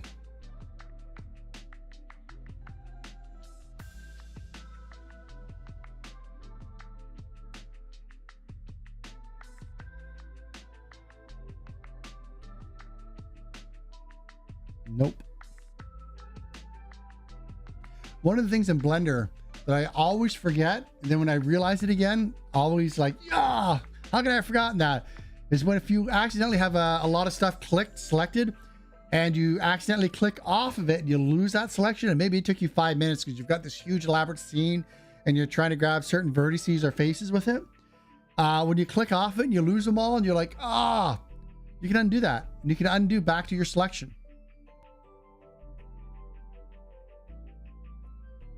I always forget that. I'm just gonna go with that color for now. Now, of course, you could come in and add some green. I could come in and do some texture painting too. Just spit this out into like a 512 by 512 atlas. I don't know. Do people want to see more Blender stuff? Yeah. Also, you can also come into preferences. You can have the number of undos increased up here.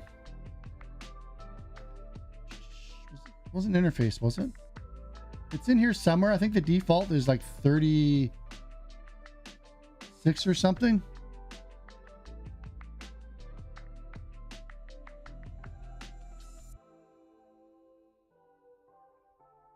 I'll forget where it is. Is there a search? I don't see a search.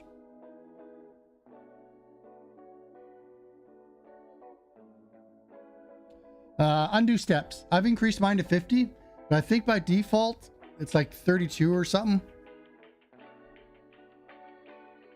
Yeah, I can. Right now. Come on. There we go. Right now, like I said, I just want to get back into making stuff low poly again, as low as possible.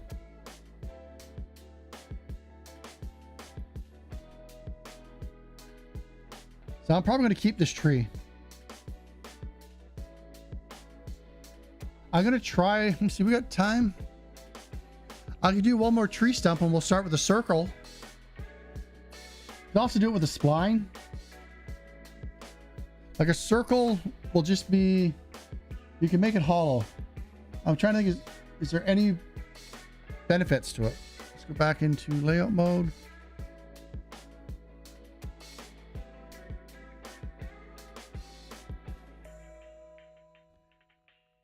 Because obviously I like the lower poly count here.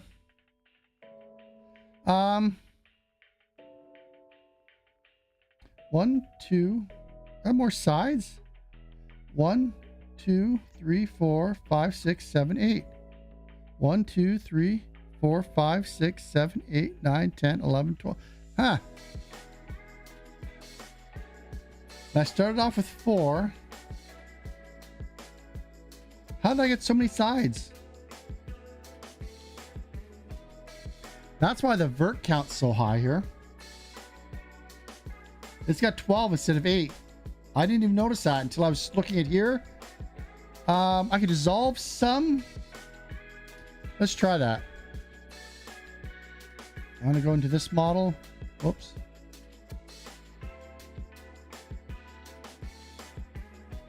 Yeah. Why did it triple? I must have put it up to level 2 instead of just keeping it at level 1. Let's see if I can just easily dissolve some of these. So I'm gonna go into edge selection. Let's Alt X. Let's dissolve it.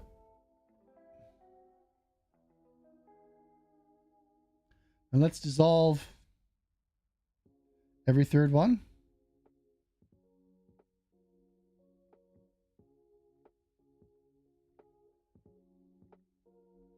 Let's see what this does. Obviously, I'm going to have to grab some, move it around for other shape. So I dissolve there. 1, 2, so this one.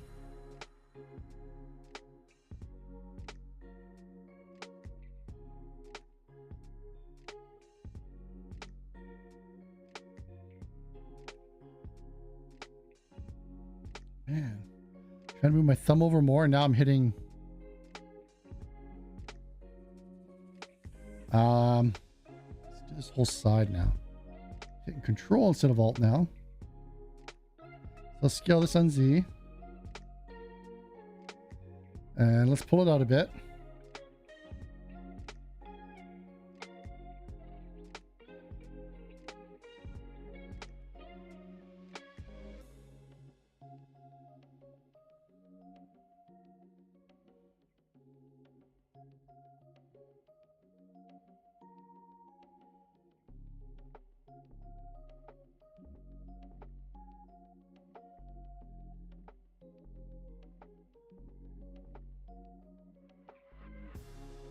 Yeah. Whoops. Now also remember when I did the editing here, I did proportional editing, where this one here, I just did non-proportional editing.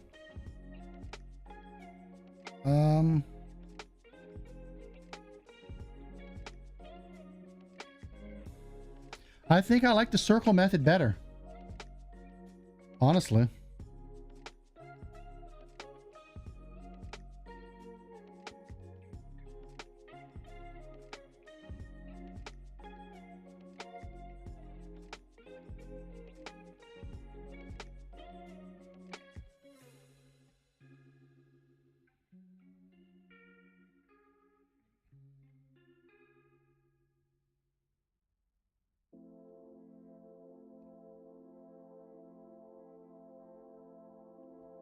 Okay, so let's grab this edge.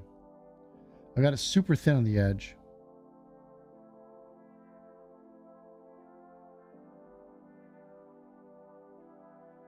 There we go. We got stuff poking through again because I made it too thin here. Like right there.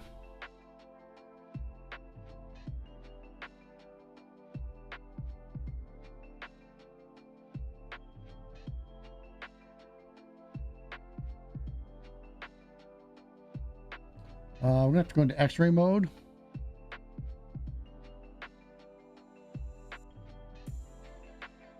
Looks like an outside one. There's an inside one. There we go. We got that one fixed. So how many verts did I get this one down to now? Well, not verts, bases. 144 without the branch. I think I definitely like this way better. 2, 3, 4, 5, 6, 7, 8. Yep, I still got 8.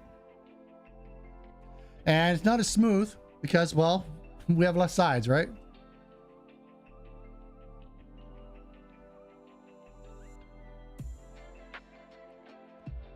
Let me check out.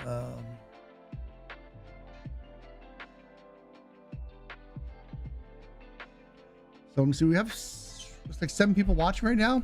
How many people would like to see more streams on this channel? For teaching, Yeah, at high school I teach Godot. I just like it better, especially for teaching. The summer class I do Unity. I do Unity almost every summer. Personally, I jump between them depending what I'm doing. Let me see what I have on here for Unity. I don't know if I have a lot on here for Unity.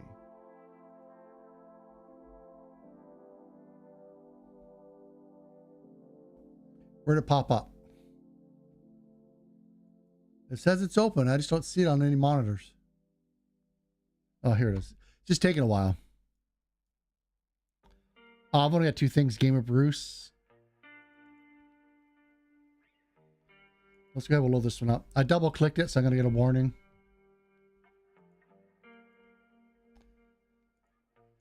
Yep. Yep. Yep. Oh, apparently there's a new version of Unity. Did I get rid of all the...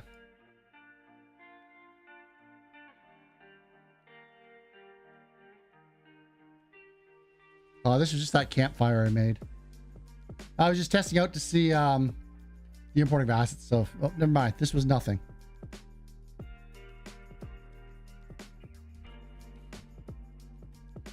Let's see. Game of Bruce we finished. I'm just not sure how far we got it on this computer. And again, it opens up. Oh, here's the old bear. This is a really old one too.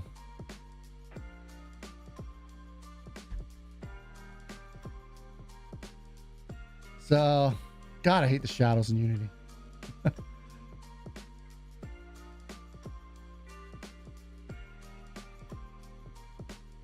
Let's see what I was talking about with the legs starting up here.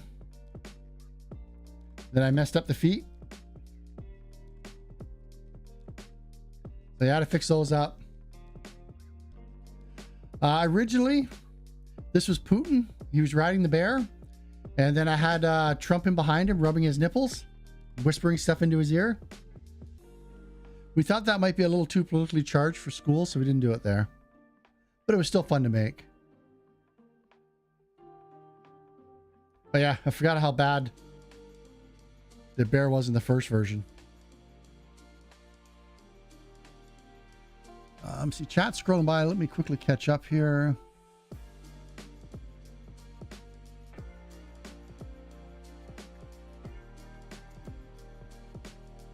Yeah, right now I just want to keep things as low poly as possible because, like I said, we can make a higher poly version of it later and just take the normals and make all the textures from it onto the lower poly one if I decide to go that way.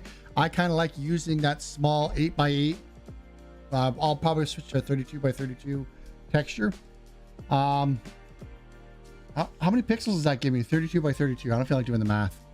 So I get a calculator handy. Kind of nice to do that.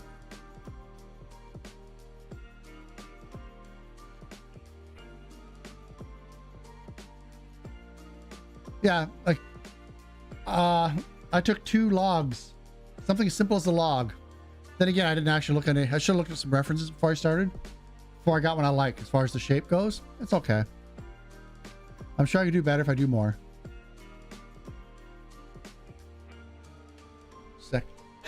Oh, my throat. I had a bronchial infection a little while ago. And I was tempted to take the antibiotics for it, but they told me that it could weaken my immune system and it would increase my chances of getting other things. So I'm like, I'll stick with the cough. I don't want anything else right now. So it took a little bit longer to heal, but I'm a lot better now. I'm not coughing as much. So let's see. Did you switch from Unity to Godot for teaching? Yeah, my year-long class is a Godot class.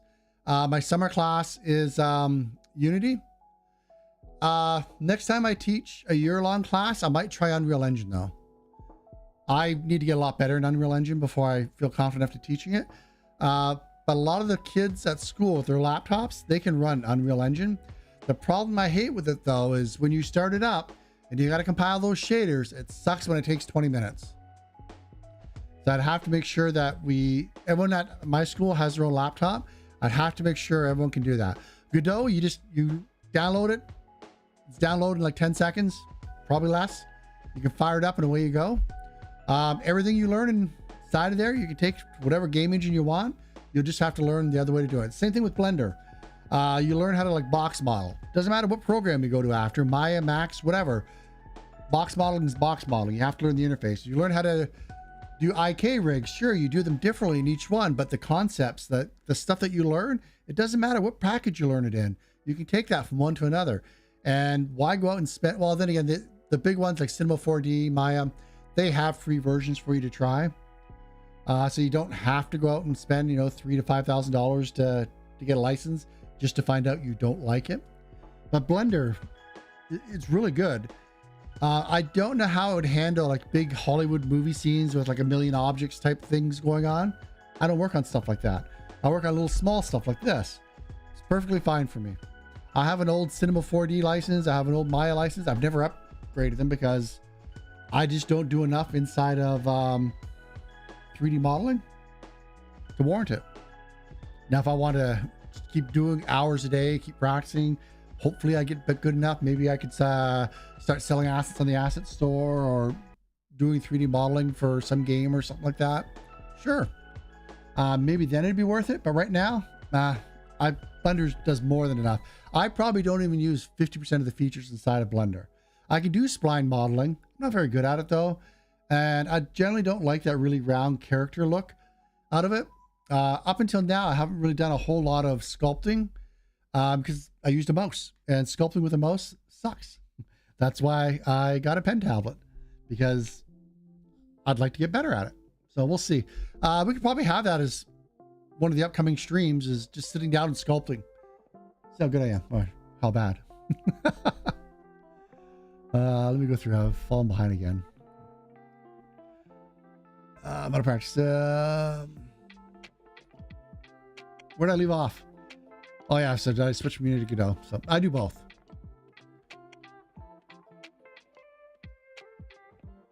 Oh, you have to head off now, Cronin? Okay, I'll see you later. I've been on longer than I thought. I was only going to be here for an hour. But that's what happens when you start streaming. It's never just an hour, is it? For better or worse. So I can't remember if I asked. I think I did. I didn't see no one answer, though. Do you prefer to have the live streams on this channel and then just have them be moved to that playlist and not show up? Or I can move it to another channel. It doesn't matter to me. I have so many channels now. Confusing sometimes, but that's fine. I can have one channel just for live streams.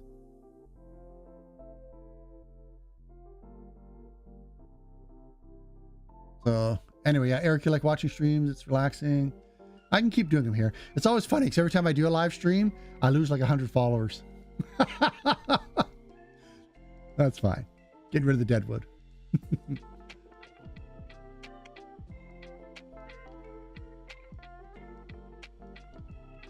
So is the compilation workflow, is the delay better in Godot when scripting?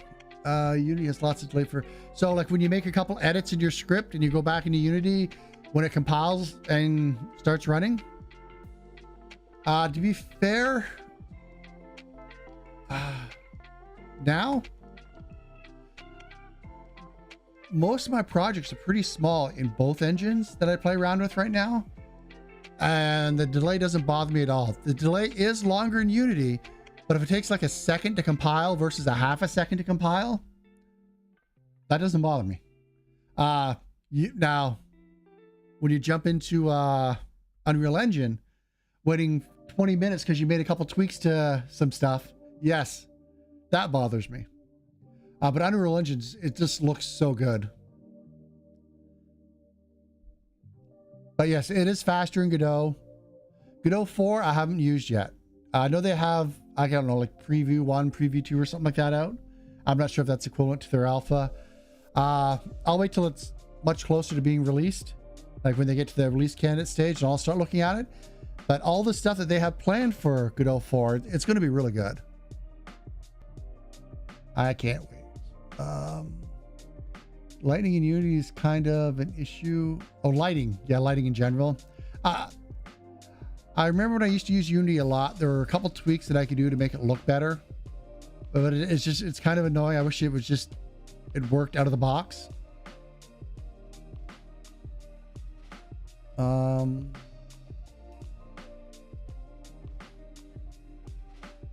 you like the bear? I like the bear too. I don't even think I have that rigged version here.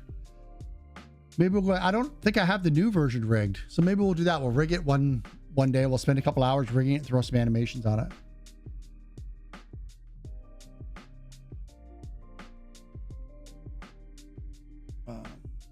Yeah, I don't know why you would do that. Just make a cute bear and don't mess. Okay.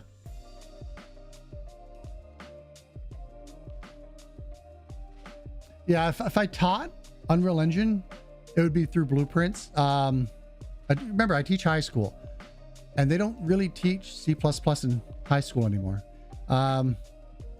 It's probably been about 20 years since high school's taught C++. I think the AP switched over in 2005 from C++ to Java.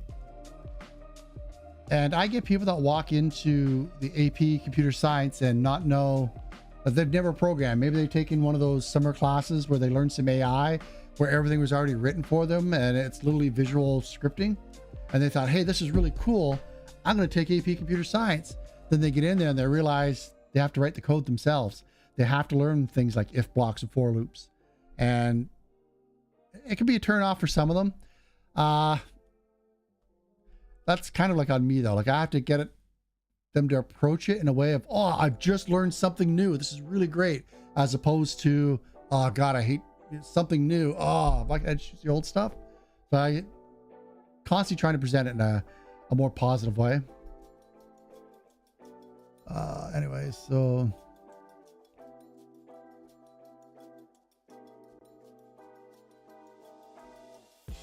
yeah, Unreal Engine 5 right now has a lot of hype going on with it. I like it. I have to get better at it.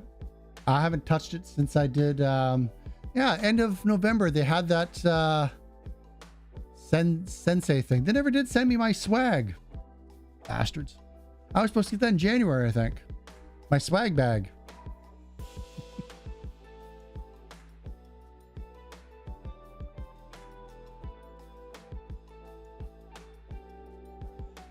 Said I send you an email from my latest teaching place. Yeah, you can send me an email if you want. I can take a look at it. Now, to be fair, I'd probably just put it all up on YouTube. I don't know. I'll probably do something with it, but let me know.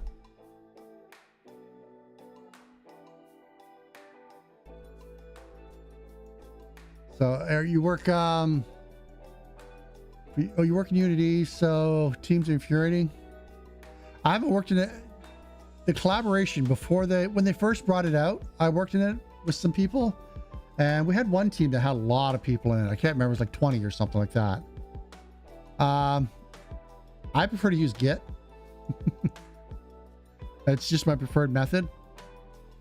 But I think the last big team, really the last team I worked with Unity, I think it was with collaboration. I don't know what the current status of Unity collaboration is.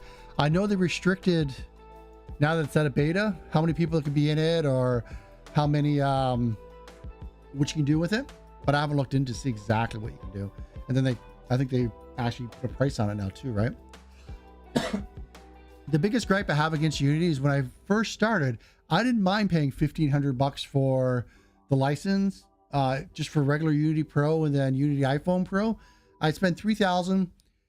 They usually came up with a new version about every 2 years, and you could be like grandfathered into the new version.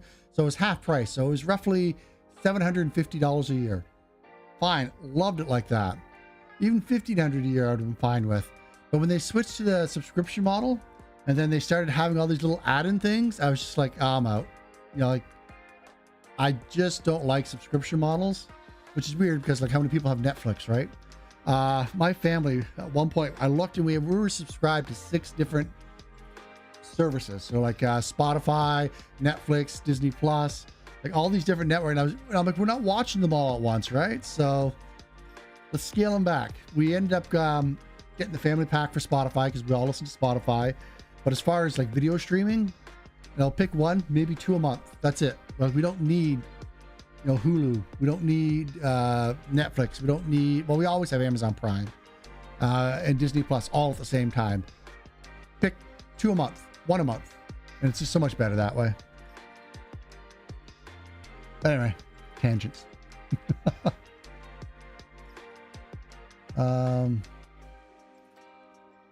Yeah, I've never done this to try to get to 1 million subscribers on this channel. I really don't.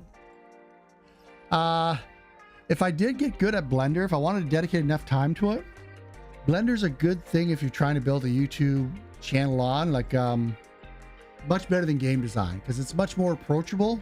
It's much easier to, hey, watch me, I'm going to do this. And then, this and the other thing, and look what we got. Versus when you're, say, writing code, because they can just copy your code, but if they don't understand exactly what they're doing, they're not going to go anywhere.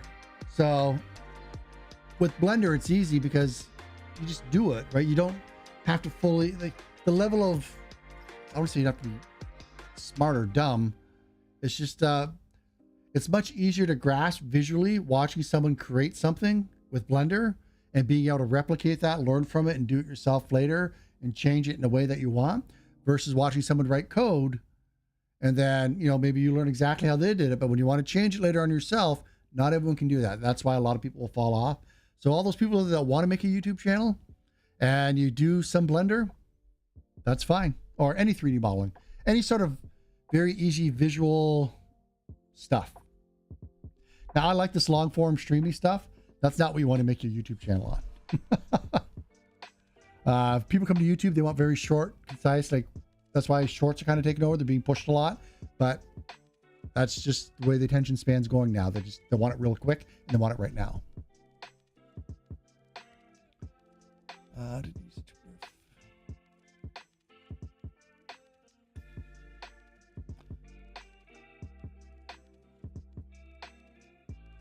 Yeah, I like live streams better because you can interact. I like the premiere. The last few videos I put out, I'd put them out as a premiere so I could be there when it came live. And I went ahead and looked at my stats and seeing when was the biggest bulk of my people on, or my followers, so I could go ahead and release it at that time. And I'd get a few people that my new video would come up and I'd get to chit chat with them while it was coming out. But it's not the same as the live stream. It's a nice medium in between a live stream versus just pre-recorded video. Some people will sit there with a pre-recorded video at the exact same time, and as comments come in, answer them. I don't know. I like that premiere because you get that live stream. But yeah, recording videos takes a lot longer than a live stream.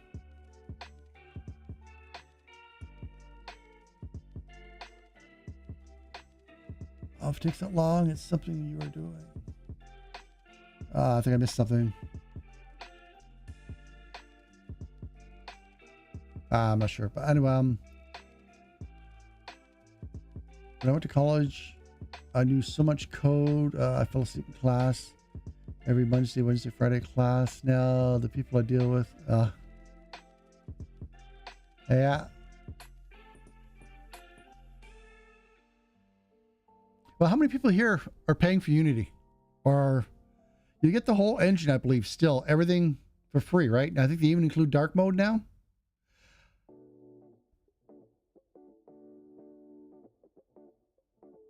Like Unity, Godot is better at 2D than Unity. And Unreal is better at 3D than Unity. But Unity is better generally overall. So if you only want to learn one engine, and that's all you're ever going to work in, yeah, pick Unity. It's easy. There's tons of stuff out there. Just realize that you're not really going to be working with the best tool for whatever job you're working in, right? You're going to be able to rapidly get things out, but there's always that balance. You should always learn more than one engine anyway. If game development is something you really like, don't limit yourself by only learning one engine and then sticking to it and thinking it's, the world's greatest thing. It's best thing since sliced bread. I'm only going to use this engine because of XYZ. No, they all have their benefits. Learn at least two. And right now I think Godot, Unreal, and Unity, they do things differently. I think if you could learn Unreal, the jump from Unity to Godot is not that bad. breaking it down, not having the component system and thinking in the nodes. That's what took me the longest. And then some of the things like with translating versus transform, that took a while too. Because when I first started with, the documentation wasn't as good as it is now. Now, when you jump into Unreal, I find Unreal a much steeper curve. I don't know. I know there's more and more stuff with Unreal showing up in my feed all the time. So I'm going to assume there's more and more tutorials showing up for it. I don't know. Something I should look into probably. But yeah, learn more than one.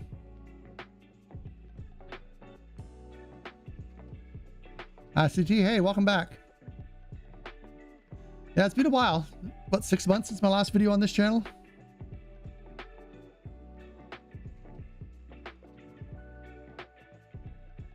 That's not true. I still get offered jobs in all sorts of fields.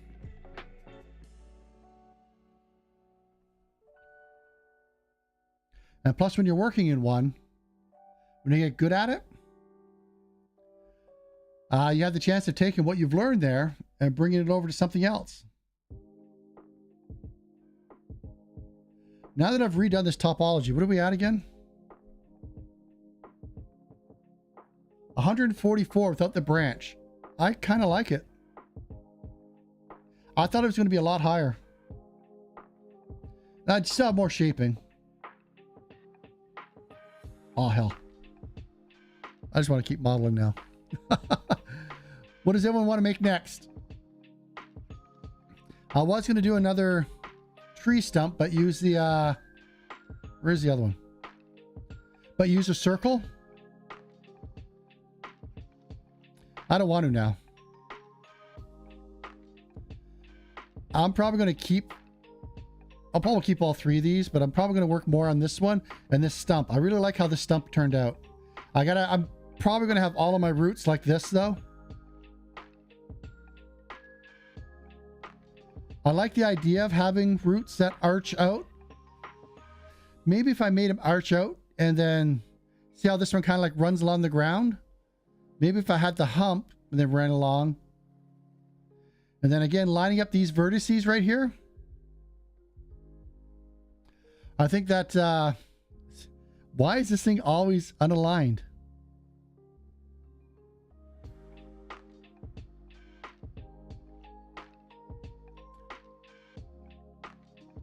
Object mode, edit mode.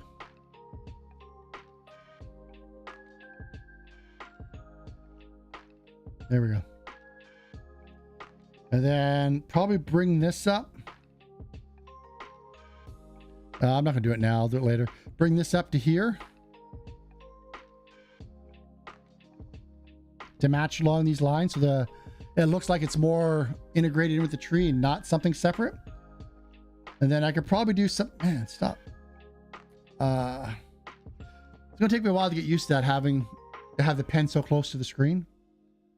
Maybe do the exact same thing over here. Maybe I could have that leg come out. But yeah, I'm happy with the way this one came out. And the overall shape of the trunk, I like. Where's my poly count here? 460 faces. I'd like to get that down. Well, I can, because I can go ahead, delete a bunch of these bottom ones. Then if I line this up right, instead of having this seam on the bottom, I could rotate it to have faces on the bottom. That'd give me a whole row of faces that I might potentially be able to delete as well. But anyway, any idea? Anyone want to see something else? I feel like just doing more modeling. I can eat later.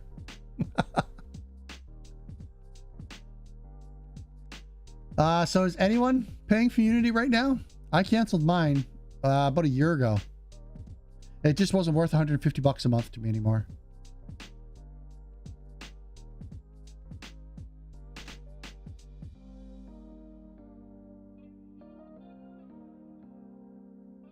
So Eric, so you have to form connections with people who know you, can do that and learn things. You can't just get stuck.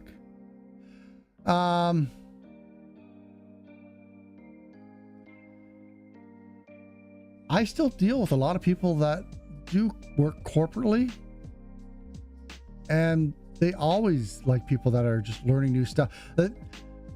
Yes, if you went to work for Blizzard, you're going to have to learn Maya or Max. That's just the way it is, right? So if you go in with Blender, all the stuff that you learned in Blender, you might, if you had a nice portfolio of work saying, here, look at all the stuff I've made.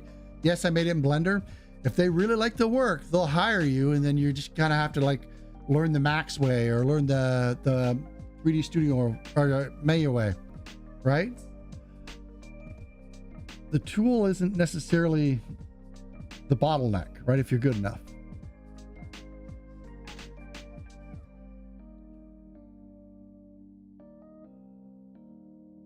Oh, we can make trees, pretty little trees. It's about getting attention to your work, not about, yes, knowing more people helps, but for the younger people coming up, trying to get out there, it's putting together a website with your portfolio. It's if you're doing a lot of coding, having a lot of things on GitHub that you've done, either your own personal repo or other repos that you're helping out in. When they go and look at your GitHub, if they just see a couple green boxes here and there, you know, they're gonna be like, oh, okay, well, this guy doesn't do a lot. But if they see the thing just lit up like a Christmas tree, they're gonna be clicking around and taking a look. When I'm talking to students looking for stuff like interns or something like that for just working on projects, when they hand me a resume and someone's like, here's my personal website, I almost always go look at their personal website, and I don't throw the resume away, but I put much more emphasis looking at their stuff on their website than I do on their paper. So there's a lot of things you can do besides just constantly nagging people. Meetups, do they still happen? I haven't been to one in quite a while, since COVID, but I assume they're still a thing, right? Finding people similar interests in meeting with them. When I used to teach Unity to like non-high school level students, I made a lot of connections that way. Just like people would send like 4 or 5 of their people from their small company to learn maybe 2D stuff in Unity, and you know, I would have like a 2-day class, and then almost always got contract work from that. So I kind of just putting yourself out there. I don't like it when people are like, you got to know people in the business to get into the business. No, not quite. It helps, but you don't need to. I'm not a very outgoing person. I'm a very introverted person. When they have like parent-teacher nights at school, I'm always looking for ways like, do I have to go? You know, I'm going to go because, you know, I have to. But if there's some way that I can opt out and do something else, I'm almost always the first one to sign up. Not because I don't want to meet and talk to the parents. It's just, I'm introverted. COVID, I'd been training for COVID all my life when it first happened. The ground is never flat. Yeah, I can go ahead and bump them up, but right now I'm thinking I just kind of want that like flat ground. If you take a look, it's not perfectly flat on mine either. So they are going under a little bit, but I'm pretending that this is my line that I don't want to, well, that I'm going to use as ground. So if you're placing something on the ground, that's kind of like the starting point. You almost always stick it in a little bit more. You never put it directly on top for stuff like this. My lord, that is a giant log in the background. I wasn't scaling stuff. Oh, you haven't used Unity in ages? I did just about a month ago.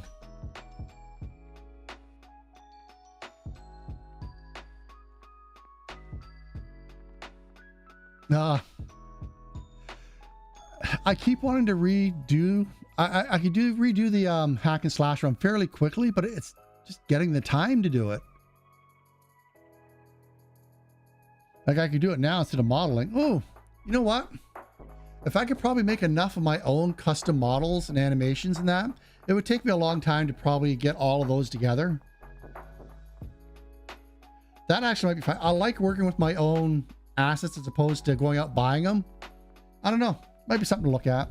I do want to jump into Unreal Engine and play around with the networking stuff. Not necessarily make a tutorial on it. I just want to do it because I don't think I've done it yet. And Unreal Engines, it's Blueprints, it's visual scripting.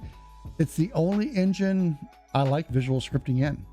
Godot has it. I don't care for it. Unity, I haven't tried the latest version. I think it's Bolt they use now. I haven't tried the latest version. I don't know. Just I prefer C#. I know enough C#. I'm by no means a wizard, but I know enough of it to get done what I need to do. I don't do a whole lot of C++, even in Godot anymore. I did a little bit at the start, but I switched over to using C# there. And I think you can use C# inside of Unreal Engine as well, right? You don't have to do C++. When I first started with the Unreal Engine, I did C++, but after doing that Sensei blueprint thing, I'm probably only going to use blueprints unless I really need to go back into C++. It was faster. It's just more intuitive. I liked it. I'm not spending so much time in the docs, but I don't know, maybe they've gotten better too.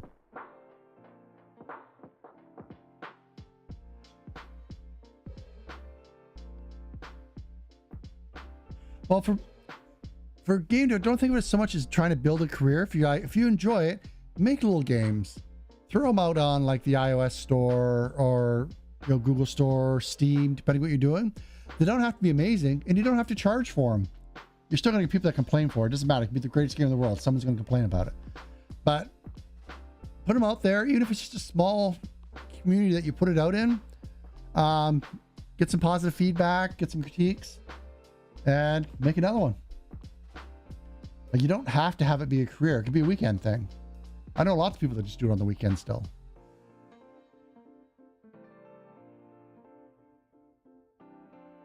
I know a lot of people that do. Well, I know a lot of people that do GitHub, like contribute to just open source stuff. If you're looking for a programming job, I would highly recommend doing that on GitHub. I was doing a lot of Three.js a little while ago, and a lot of people that I was talking to, almost all of them, that was like the biggest thing that they would recommend is get involved in all these JS open source projects. And then when I went around and started looking at some of the people that do a lot of freelance work, even in stuff like Unreal Engine, Unity, their GitHubs are pretty full as well. So I don't know, most of my stuff is private. Maybe I can start making things. I used to use GitLab on a private server that I had set up here, but that's because I wanted to keep everything private. Now that GitHub allows private stuff, I've pretty much moved everything over there. I don't even use Bitbucket anymore. I don't even remember my login for Bitbucket. I think you can have like 5 projects privated at a time or something like that. I can't remember how it worked over there. But I remember for private stuff, I started on Bitbucket. Then I did GitLab because you could host it personally. And then, yeah, GitHub now for pretty much everything.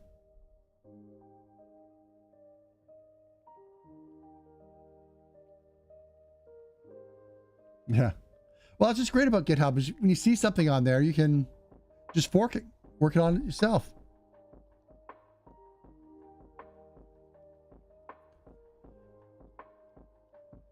Yeah. So for, I think it was last year.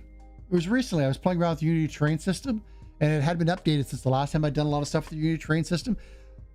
I think I'm remembering this right. You can actually put holes in the terrain now in Unity. I think it's the built-in one that you can do it with. And I was just like, whoa, finally, after all this time.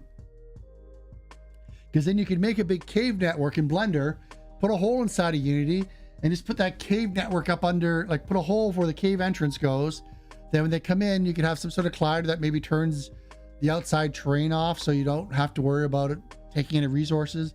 And they're just running around inside of your cave system instead that you made in Blender. I've always liked stuff like that, but until recently anyway, I hadn't been able to do it.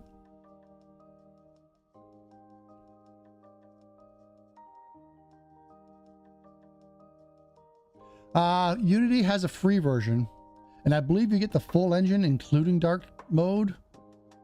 Then they have the plus version. If you make enough money, I don't remember what the licensing is. If you make more than something like 100 or 150,000, I think you have to upgrade.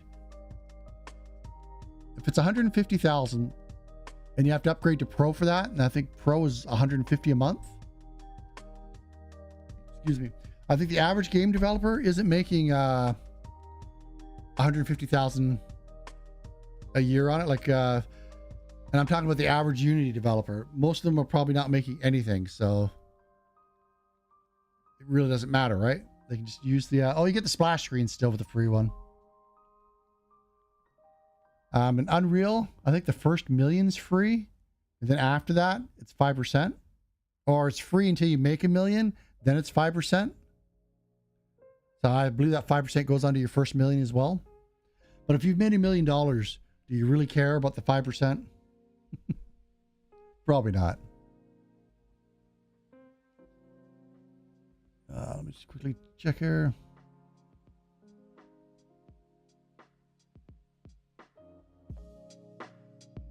So, Unreal C++. I thought I seen somewhere you could use C# for it now, for Unreal.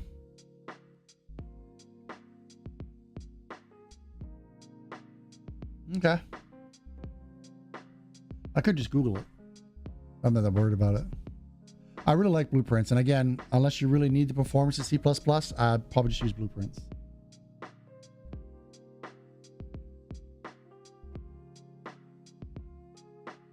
Oh, you've already become a fossil?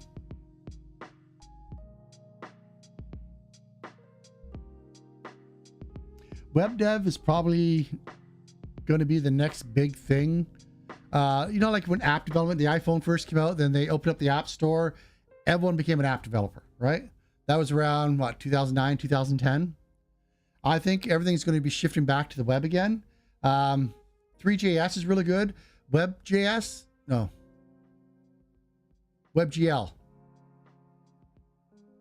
GPU-GL is the new one, I think. Oh, I already forget now. WebGPU? There's a new version after WebGL that's coming out that's way more performant. It's already out in like a preview stage, but even learning something like 3JS, because it takes like 100 lines of code to write just one triangle on the screen in WebGL. Pick up a library like 3JS. It's very easy to learn, very easy to pick up, and you can do 3D interactive stuff on the web. So you don't have to write your game inside of Unity and then export it to a web build, and then you get those huge files that are just a complete mess and nightmare to go through. You can write it all custom yourself just in JavaScript. JavaScript, not my favorite language. I've gotten better at it though. But yeah, I could see in the next few years, everything's shifting back to being a lot of web stuff. I think if you're looking for a career just in programming, definitely check out web right now. Get ahead of the curve.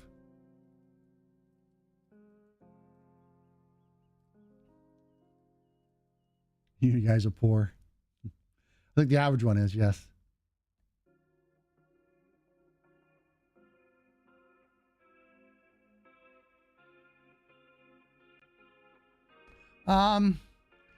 Most of the people that I meet when they're first starting Unity, let's say those people that have been in it for a year or less,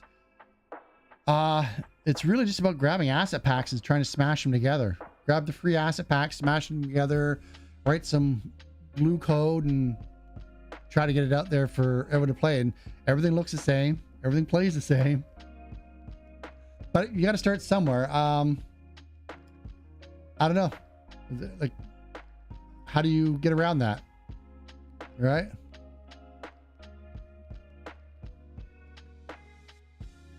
Like, I think Unity's already headed down that path long enough now because of the asset store. The last time I taught Unity at school, I had people hand in like tutorials and asset packs that have like a demo level as their projects. It's like, why? Like, you know how to code, you know how to make your own assets, enough to make your own assets. They don't have to be amazing. Just show me that you know enough to make a tree stump like this. But yeah, they'd go ahead and hand those in. It's like, yeah, so I'll give you a couple points for being able to integrate stuff into Unity, but no points for the stuff that's actually integrated that you did bring in. So not a total 0.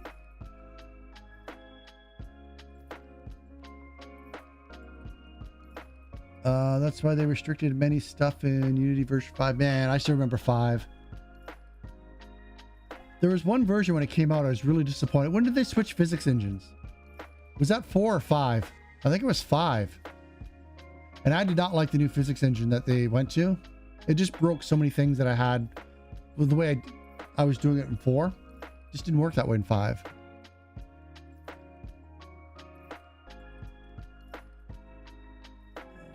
In front of the PC that long.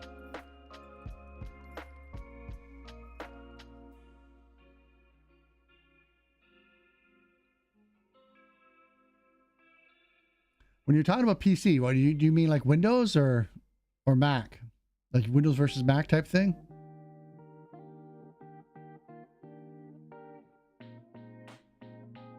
Well, $60 an hour, depending where you live. It's not bad. But it's much better in the Midwest than it is out on the West Coast in LA.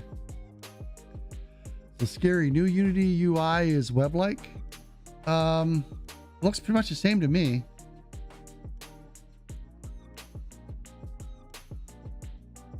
Oh yeah, so yeah, like you can, even as an independent, you can still make really good money in Unity. Just putting out small games. And putting out those little tiny games could also just be like resume filler, where people look at it and they'll hire you to work on their game for a certain part or something. I still get emails, even though I don't upload anything to YouTube anymore. I still get emails from people occasionally.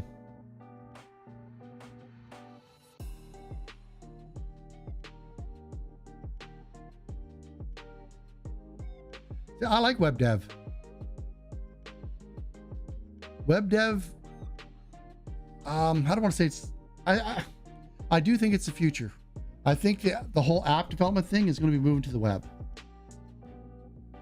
And then you also don't have to worry about dealing with, you know, the Apple store or any of the stores. Oh my God, it's already been 3 hours. What time is it? Oh, it's almost 10 here.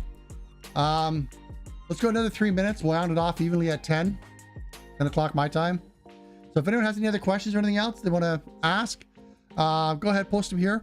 Maybe I'll try to come back next weekend and we'll continue on doing some more 3D modeling. I'll add some more wood things here. Maybe we'll start setting them up in, let's see how far I get. We can start dragging them into Unity, setting them up there. I've got my character rigged with a few animations on it. So we can go ahead and import that. Actually, no. I'm going to save a lot of those animations. Next week, let's do the bear. Let's get that bear rigged up and animated. Let's do like walk, run, attack. It'll probably take me quite a while just to do those 3. Yeah, we'll get those set up. We'll bring it into Unity. I've already got the guy done. He doesn't have that many animations on him, but he's got enough. And I don't know. We'll call it getting familiar with Unity again. I got to do it eventually anyway. And I might as well do it with my own models. Yeah, bear. But I definitely want to continue on with this. I like this. Look at some more tree stumps.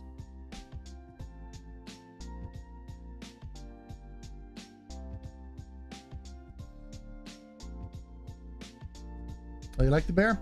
What about the dog? You don't like the dog? Oh, poor little Poochie. I think his ears need to be longer. Well, there's a lot of things about him I think need to be changed. I spent a lot less time on him.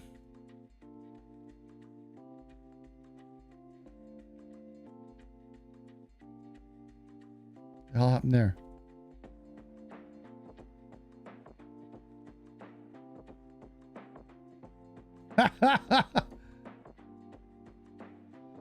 Oh, I forgot I added the thickness to it.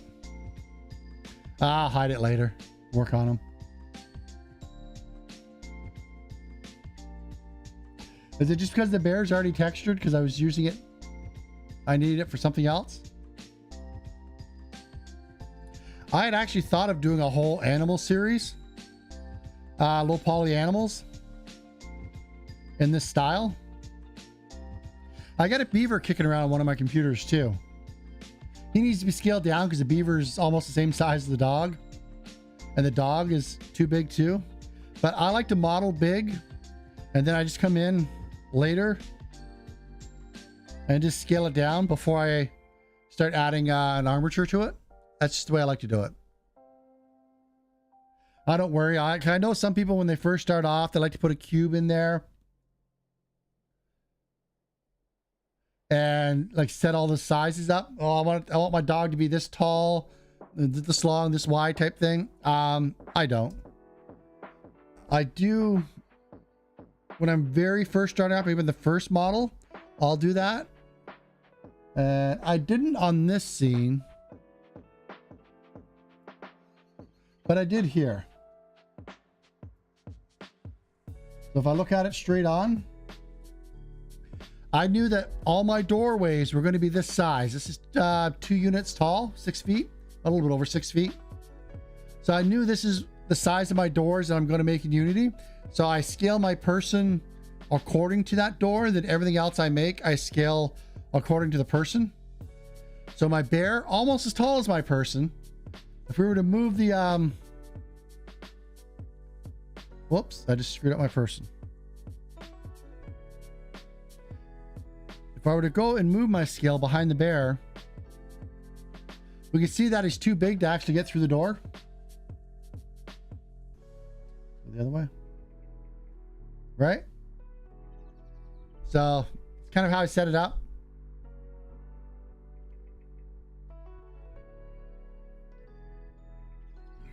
I don't think I have any beavers on here. Some of the stuff I have on here is student work. My wife wanted to learn 3D modeling, so we're doing the donut one. But we've only got 2 videos in on it. And it's taken us like 2 hours because she's always got so many questions. But yeah, she's trying. Next is the icing. But anyway, I just think it's funny that he's got a 17, I think it was 17 video tutorial series, and they're all like 10 to 20 minutes long, and it's just making a donut. Excuse me.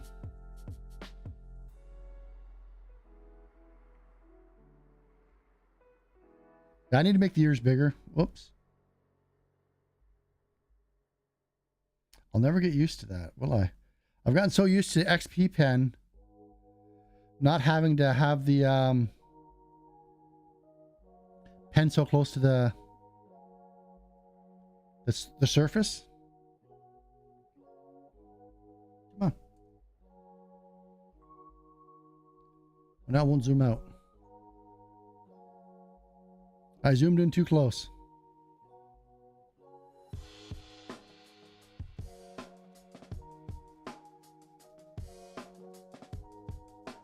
Oh, come on, what happened? Going crazy on me.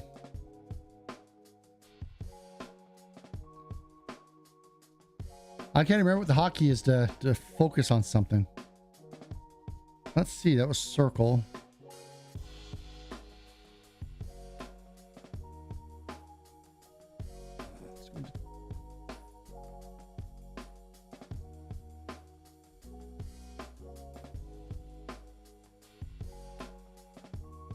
There we go. Now I can move. Why can I not zoom in and out?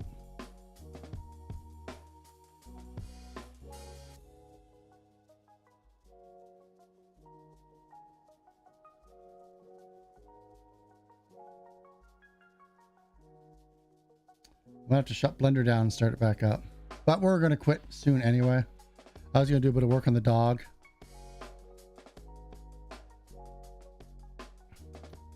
Come on. Try a mouse. Yeah, it won't even let me zoom in and out on a mouse right now. Oh, there we go. Yeah, I did hit F.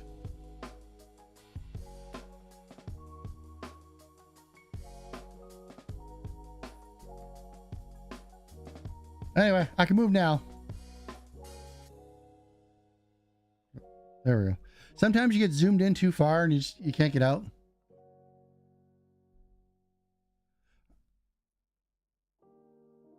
Now, of course, that little keyboard I'm working on too doesn't help. But anyway, I think it's probably been, yeah. Oh my God, we're already 5 minutes over.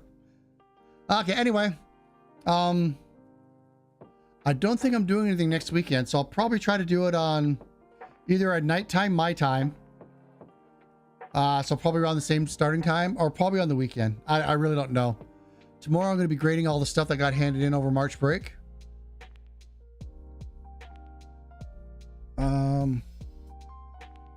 Yeah, I don't have that bear rigged.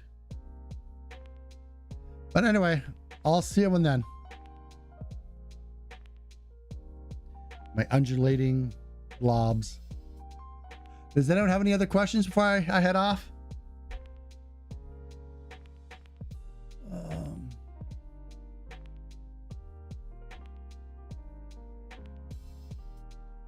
Eric, what blows your mind? I want the ears to be a little bit longer.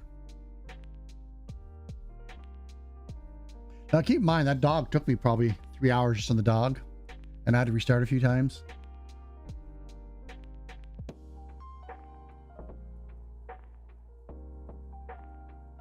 Yeah, well, maybe we'll do more animal models, more low poly animal models.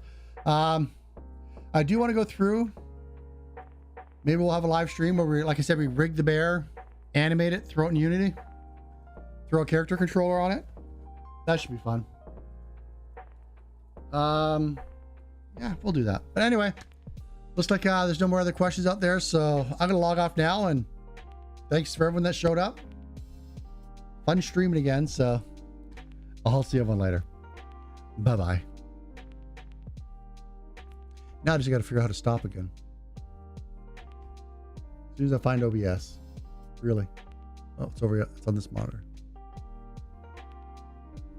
An owl? We can do an owl. I'll tell you what. Think some up.